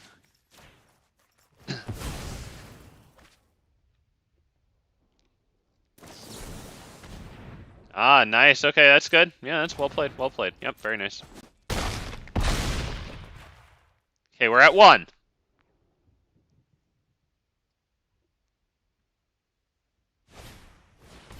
Into the north, yep.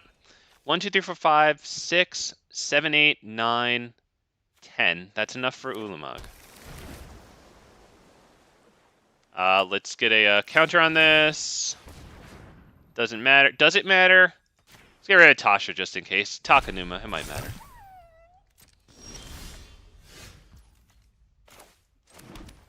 I believe the play is Ulamog here.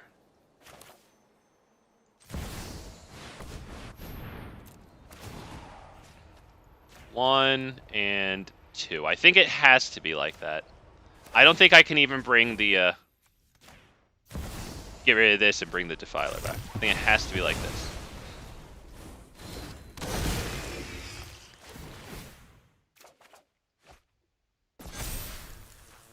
Do I attack?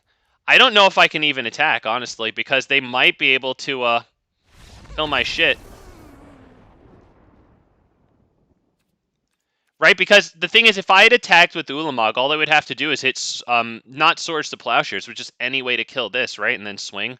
If I attack with this, pretty much same thing, except with Exiles like this right here on Ulamog, right? So I think I couldn't have attacked as much as I would have liked to. I mean, Trample and Haste on freaking Ulamog, as tempting as that is, I think I just had to sit back there and be a little wimp, right? I mean, I really did take all that damage down to 1. Also, by the way, good game to me. I deserve it. Lana said, getting rid of Tasha, so rude. Twice! Twice! Oh, wait, no, I didn't get rid of her twice. No, I think they ulted her. No, they ulted her. And then I exiled her. I flushed her down the toilet. There you go. Oh, you couldn't find a better recipient of that treatment than Tasha. Oh, I mean, actually, yeah. I guess I could think of a few. Liliana. Elish Norn. Goes without saying, right? I think we know that. Oh, I got a 5th copy of another rare. Ginny Faye! Cool. I just put 2 wild cards into that, and now I get one. It's mocking me. It's freaking mocking me, man. Oh, man. Alright, that was pretty good, not gonna lie. Oh, shoot, I got a thing down there. Okay, I'm gonna hit the click. I'm gonna hit the cancel. I got you, whoever you are. Doesn't look like it's a challenge, though.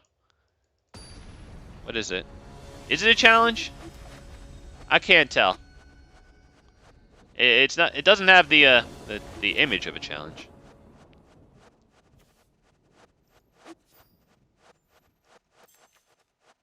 Oh, he said, "Let's go." All right, yeah. If you want to go, that's fine. Yeah, all I see is a Orzhov here. There. Yep, I got you, Ali. I didn't see a challenge from you though, so my bad if the game kept you waiting. I didn't see one. Unless I did keep you waiting, I just didn't see it. In which case, my bad. Let's get you there, right? That was Gamer, right? Right, that was Gamer. Okay, let's go. All right, you got it. I didn't see you in chat there. Did I miss you in chat there? Whatever. If you, Ali, if you want to play me, just send the challenge and I'll get to you. Unless if I'm like far into a game that's kind of interesting. More than welcome. Oh, my challenge is glitched. Okay, good. Okay, I see you in chat now. All right, all right. I got you, boss man. I got you. Actually, you know what? I'm gonna face you with a different deck if you don't mind, because I have all these challenges that I need to complete. So let me actually go to a different deck right here, because I see that I could cast red spells to finish one of these challenges here. Let's play something red. How's that sound? Let's play something red.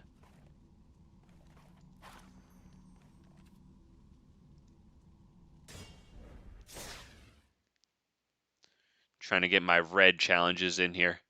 I know I'm not playing SURRAK and GORECLAW, but I've been streaming for over 3 hours. I'm probably gonna end it after this game, so I'm just trying to finish my daily challenge, okay? Because that way I can bring us even more content with the extra packs that I open. It's all about the extra content, more new stuff, more interesting things. Ooh, we're up against Jix. Wow, Jix. Well, I really hope that I draw some burn, because that's the answer to Jix.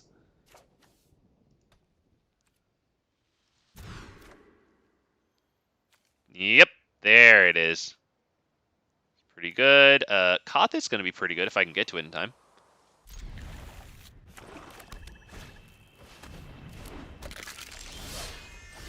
That is nice. Pass turn. Yep. Yep. Okay. And the Mind Stone, not another creature? Okay, good.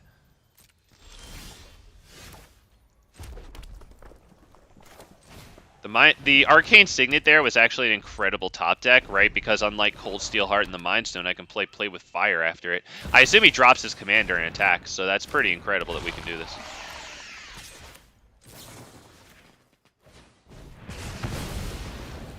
And then we go Koth and we blow up his commander. That is the biggest freaking thing in the world. That's so amazing. That's amazing that happened like that. If you're not with me, you're with Phyrexia. That's huge. I'm actually so psyched that just worked out like that. I can't even believe that.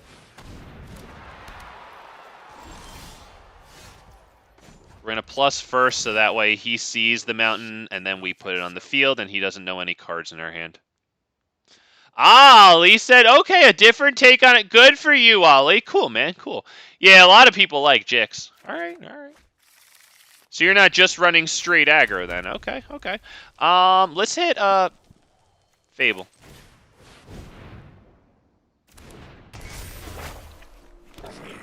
It was that or Chandra.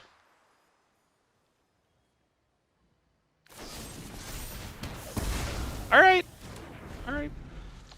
We can use Fable to filter out the 2 mountains, since Koth will just put one in our hand anyway.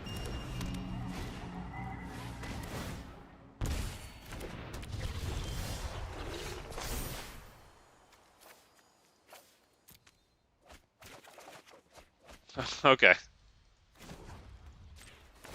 We will retake this land from Phyrexia. We're not playing a tally this turn. We want Swiftfoot Boots down before a tally. So that is going to be Chandra plus Chandra. See if we exile a land with her. My hair is on fire? We can play that. Sit back and watch it burn. We do not. I can drop Shadow Spear, though. I mean, it's good, but I want to tally down next turn, so Swiftfoot Boots pass. As great as Shadow Spear is, it was very tempting. But with the capacity for 7 mana coming up, we cannot not do this.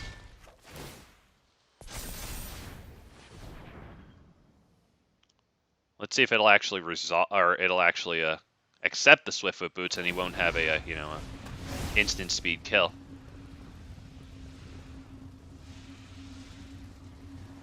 Okay, shuffles their library for a card, or searches library for a card, then shuffles and put that card on top. Cool, man. Cool. Alright, well. Got to go for this. So let's start with this. I'll never forget the home we lost. Koth is now at 7. Something to keep in mind. Might make our opponent here really think about directing his kills at it or not. Okay, we're just going to go a tally here. I don't know if I really want Chandra.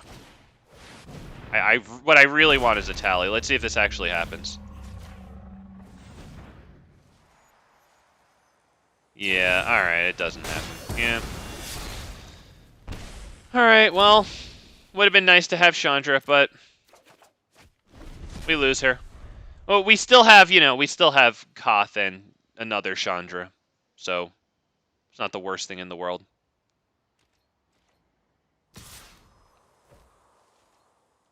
Yeah, he can have that. That's fine.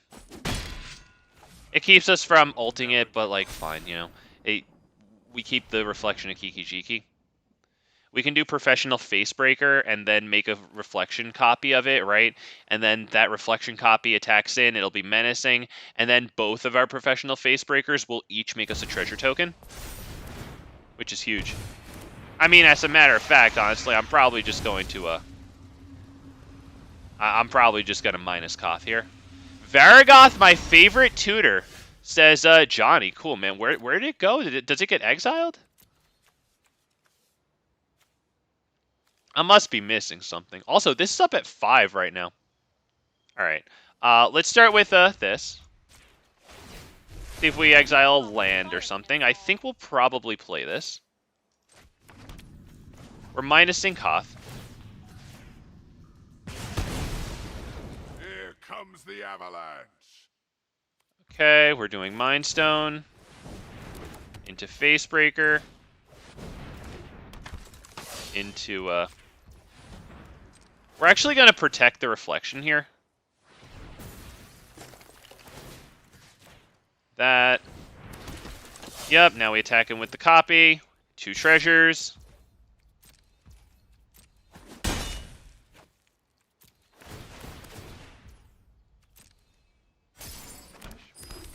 Okay, we can hold this cycling until their turn, or until, the end of their turn, my bad. That feels good to me. He'll probably attack Koth again. We should probably keep Koth, to be honest. Let's cycle this and see what we get here. Because if we get a burn spell, that'll be pretty amazing, like Lightning Bolt. Let's exile a, see if we get... Nope! Alright, well... I'm gonna block that. I want Koth. I want Koth. Real bad. Real bad.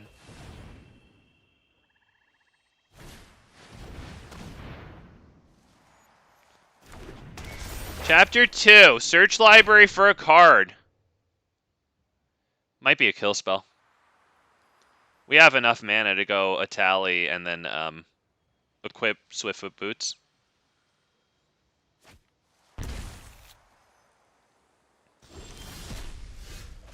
Oh wow, that's pretty good. I might wind up playing that one.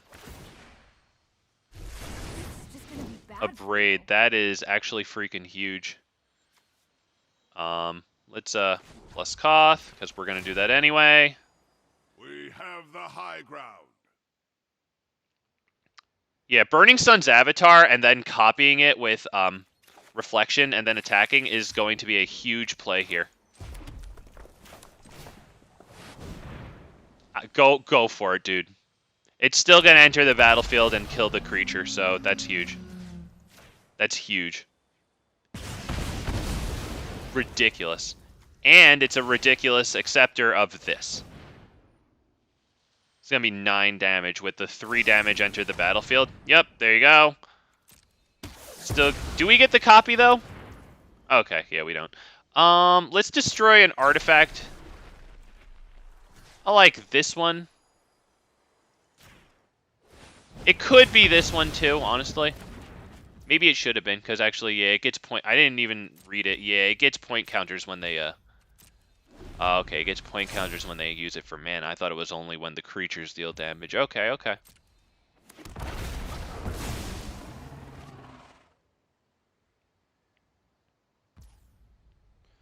Yup, 3 damage to Koth. Yup, pretty cool. Nice. Try again.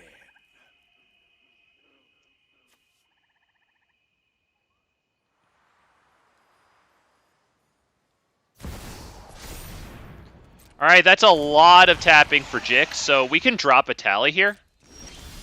I don't know if we should. Mirrodin is our land. Because it's just going to trade for Burning Sun's avatar. Honestly, I wouldn't mind minusing Chandra and see what we get here. Deal them 10. See what we get here. Might get something nutty. Yeah, exactly. Yeah, we got something nutty there. Yes, we freaking absolutely did. That's insanity. That's it, right? Because then we're going to equip Swiftfoot Boots to it. That's psychotic.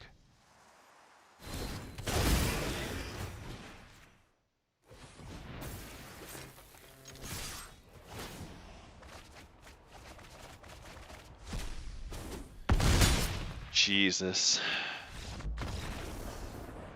Jesus, thank God I got that incredible Planeswalker here onto the field. This one, of course, did very nice. Thank God I got those, or else I really feel like he probably would have fucking steamrolled me there. Thank God. I don't know. I didn't even realize how he was, like, getting such nice stuff into his hand there. Okay, this deck was trying to get to 14 mana. Okay, 14 mana with Jix out. Peer into the Abyss and cast half of Jesus. That's pretty awesome, dude. Jesus. Wow. Okay, I get it. So you peer to the Abyss, and that costs, I guess, 7, right? And then you would have a lot of your cards in hand, so that way you could discard, like, your whole deck, exile everything of mine. Oh, wow, that's really cool. All right, I have a thing here. Oh, please finish the current match. Okay. Oh, and now it won't let me accept you. All right, I'm going to play the same thing if I haven't complete my daily challenge. Otherwise, I'll switch back to SURRAK and GORECLAW. Okay, I completed my daily challenge. All right, I'll switch back to SURRAK and GORECLAW. Oh, my bad. Let me get you gamer. Yep, all right, thank you. Yep, let's switch back.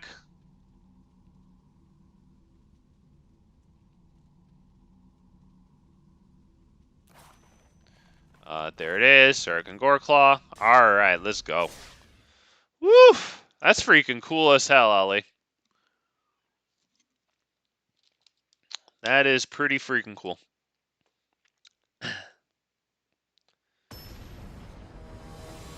Haktos. It's the one with protection from every mana value except the chosen number. That's actually pretty psychotic. Wow. I don't know. Said hello, what's good? Alright. Yep, he's gonna hit the commander there. Thank goodness we have quite a bit of ramp. Looks like we'll need it. Although next turn, if we can attack in with that Llanowar Elves, we can ninjutsu in the Cap attack record and exile that enchantment. Alright, don't look like that's gonna happen.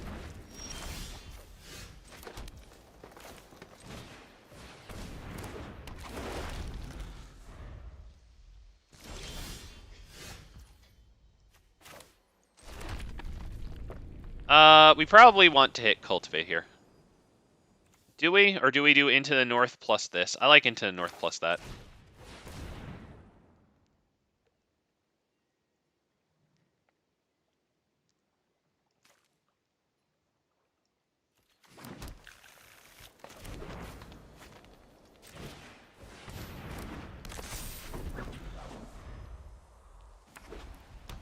Alright, he gets the land drop so the commander could come out, unfortunately. Yep, there it is. Has commander from all the mana values except 4. Alright, so he can block the Cap attack record and do real nice there. So let's do this. Do we want Vorinclex down right now? Because it can't actually attack and block. It would allow this to become a mana dork for 2, but I think we should really do that.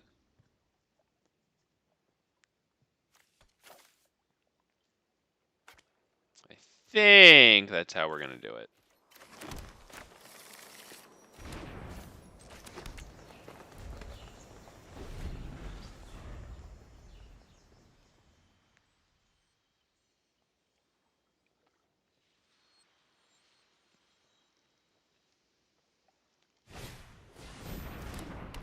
All right.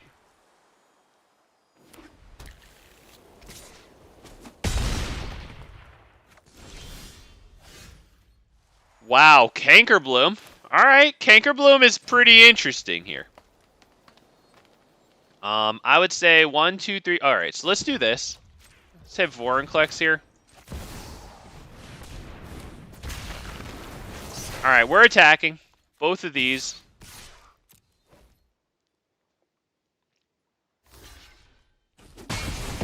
All right, he trades with that one. That's probably a good move. Let's drop that one. Has the turn. We can sacrifice it to blow up the Curse of Silence.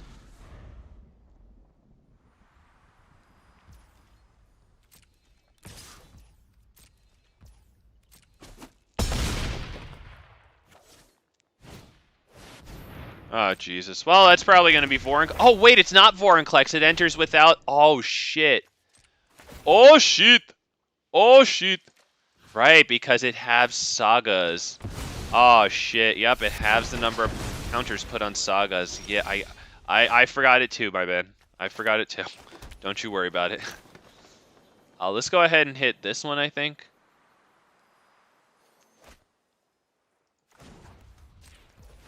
One, two. Does that make a difference? 1, 2, 3. No, I can't do this one either way. My bad. All right, so we might as well attack with everything.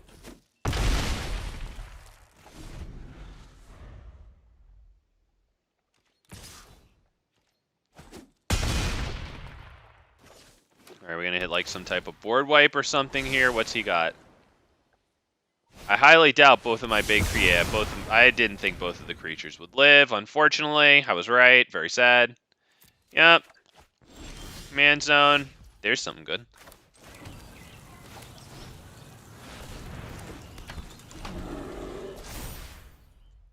Oh, fuck. Oh, no. Let me hit him back with the, Is there an oops? Yeah, here's oops. Yeah, let me, Oh, no. Oh, man. All right. Well, that's probably about it, right? So all I can do now is this. That's bad.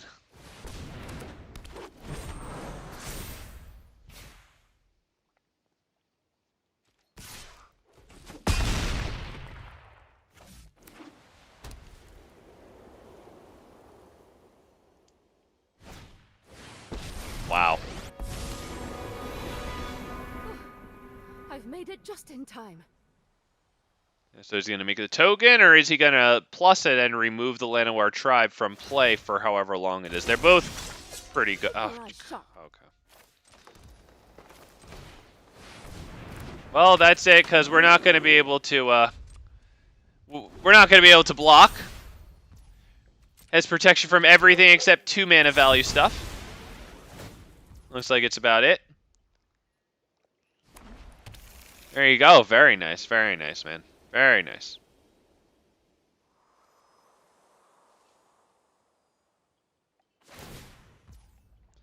Yep, I can't really do anything about that one. You live because I allow it. Gain control of all creatures, alright. Does he bring out another creature? I mean, it don't matter. Yeah, we just smash the spacebar. Alright, let's drop that. Pass the turn. There you go. Might have a combo that he wants to get off here. Oh, yep, spacebar, spacebar. Yep, oh, okay, I see you in chat. He's going for the combo. Wait, what's that? Oh, wow, Jesus. Okay. Until your next turn, creatures your opponents control attack each turn of Fey, bro.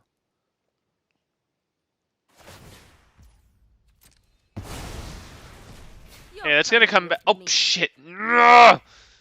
I'm spacebar masher. No, I was obviously going to not do that. It was just gonna enter the battlefield under control. Whatever. He's just going for the combo. So let's pass it back to him.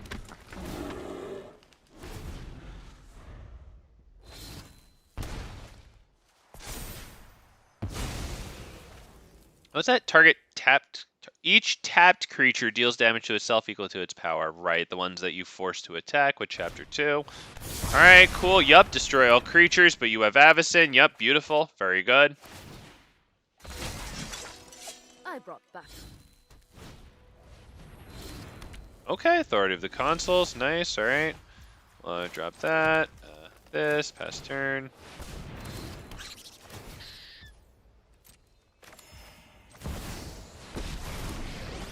You know what? No, I'm gonna play Vivian. Everything from deer Playing to Vivian. dinosaurs. Yeah. Yes. Submit one. Thank you. All right, I'm now done. Oh yeah. All right, let's see what he's got, man. I guess he's obviously still drawing for the combo. At least he's got 2 draws a turn, though. Okay, that's good.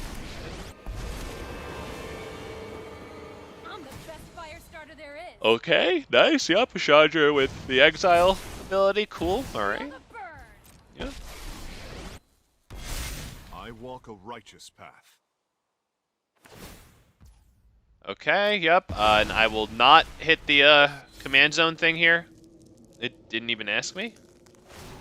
That's weird. It did last time when I fat fingered the spacebar. I believe in you. Right? What? Whatever. At least I did it right this time. Game took pity on me. Didn't even let me fat finger my spacebar. I like that. Let's go ahead and drop this one. It's not going to destroy anything with what's it called on the field? That's what it's called. I was really hoping I didn't draw too many of these. No, Ali, you can end it whenever you want. You're going for your combo. That's what I'm waiting for, dude. You can. I don't understand what the combo is at this point. I'm assuming that you don't have it yet, so I'm just waiting for your combo, like you mentioned. Of course, you should fight fire with fire. You should fight everything with fire. I improvise better than most people plan. Is the combo like multiple cards in the 99? That's what I have to assume. I'm not very good at it. I can't just look at the card and know, oh yeah, I know what the combo is. I probably can't figure it out either.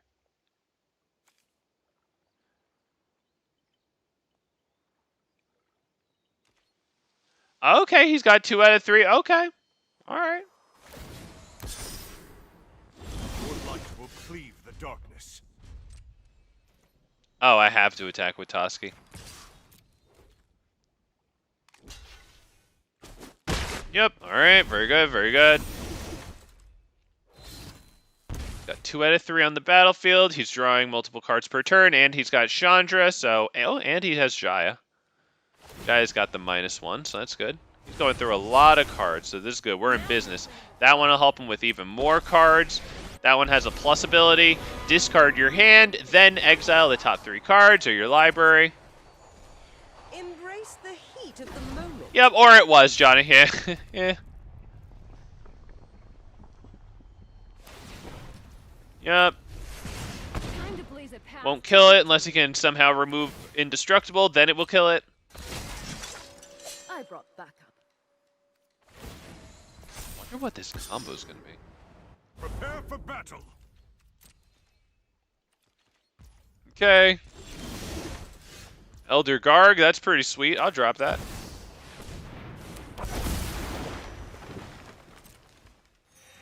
Yeah, and it gets haste. Authority of the Consuls, really doing it. Let's pull back there. Get blocked by Avacyn. Yep, yep. Very good, very good. You know what? I've got to start proliferating with Karns.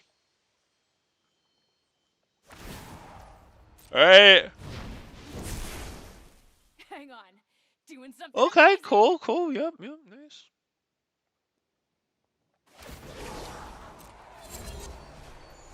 Okay, exiled 2 there. He's going through Lots of, all right, Stone Rain.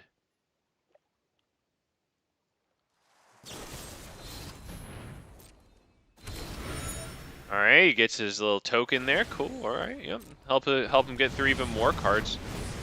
Yep. Discard the hand. Exile 3. Nice. Like I think this through. Glass Casket. Okay. Love playing Glass Casket style. Glass Cannon. Thank you for your help. Yep. Drawing cards. Good, good.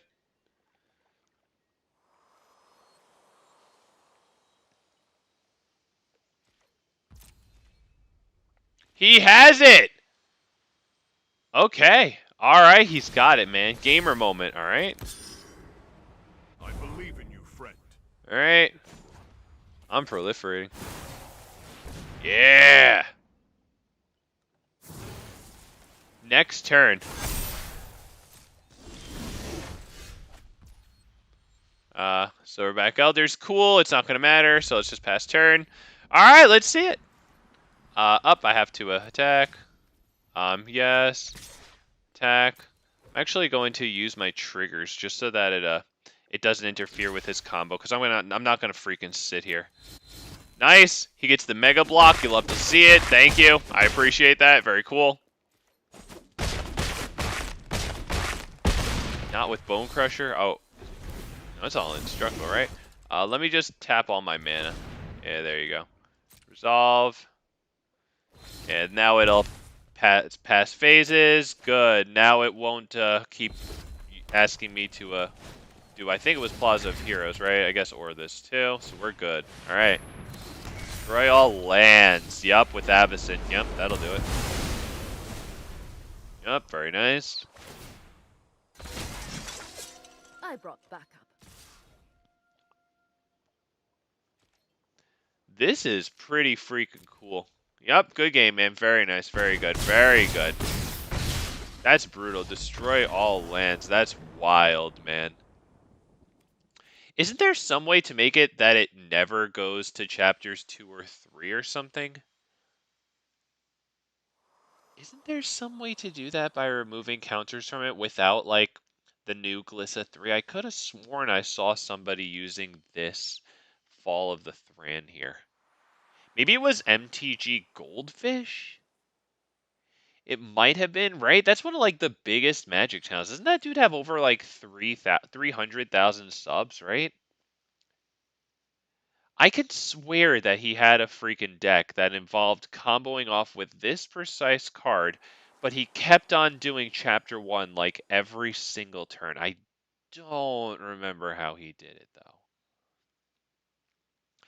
Ah, and rest in peace! If a card or token would be put into a graveyard from anywhere, eggs. Oh, ho, ho, ho, ho. All right. So that's part of the combo too. All right. Wow. Whew. Oh, well done, dude. Damn, not gonna lie, I'm happy that you had a lot of planeswalkers out. You were cruising through like 5-6 cards a turn. I was very happy with that. Damn, very nice, very nice. Oh, was it Mono Black MTG? Okay, maybe I got the wrong, or maybe they both did it. Possible they both did it. Woo! Very cool, Ollie. Very cool. Freaking gamer. All right, boys and girls, we're gonna end it there. Let's see. I wanted to let you guys know just before we end it here. I got something mildly interesting coming up. I drafted it out, but I think we're going to have a build then play stream. What did I? Oh wait, it's not Nissa, it's Glissa, right? I think we'll have a build then play stream, even though I have it drafted out now. You know, I'd like to. This one is, you know, I don't know, not something I do all the time. Not exactly my like an area of expertise here. But eventually we'll build and play this one. With Glissa Sunslayer here. I do need a few more mythics, though. So it might take a couple of weeks in order to get this deck going. But this deck is pretty cool because we have Sagas in this deck, and Glissa Sunslayer can remove up to 3 counters from target permanent.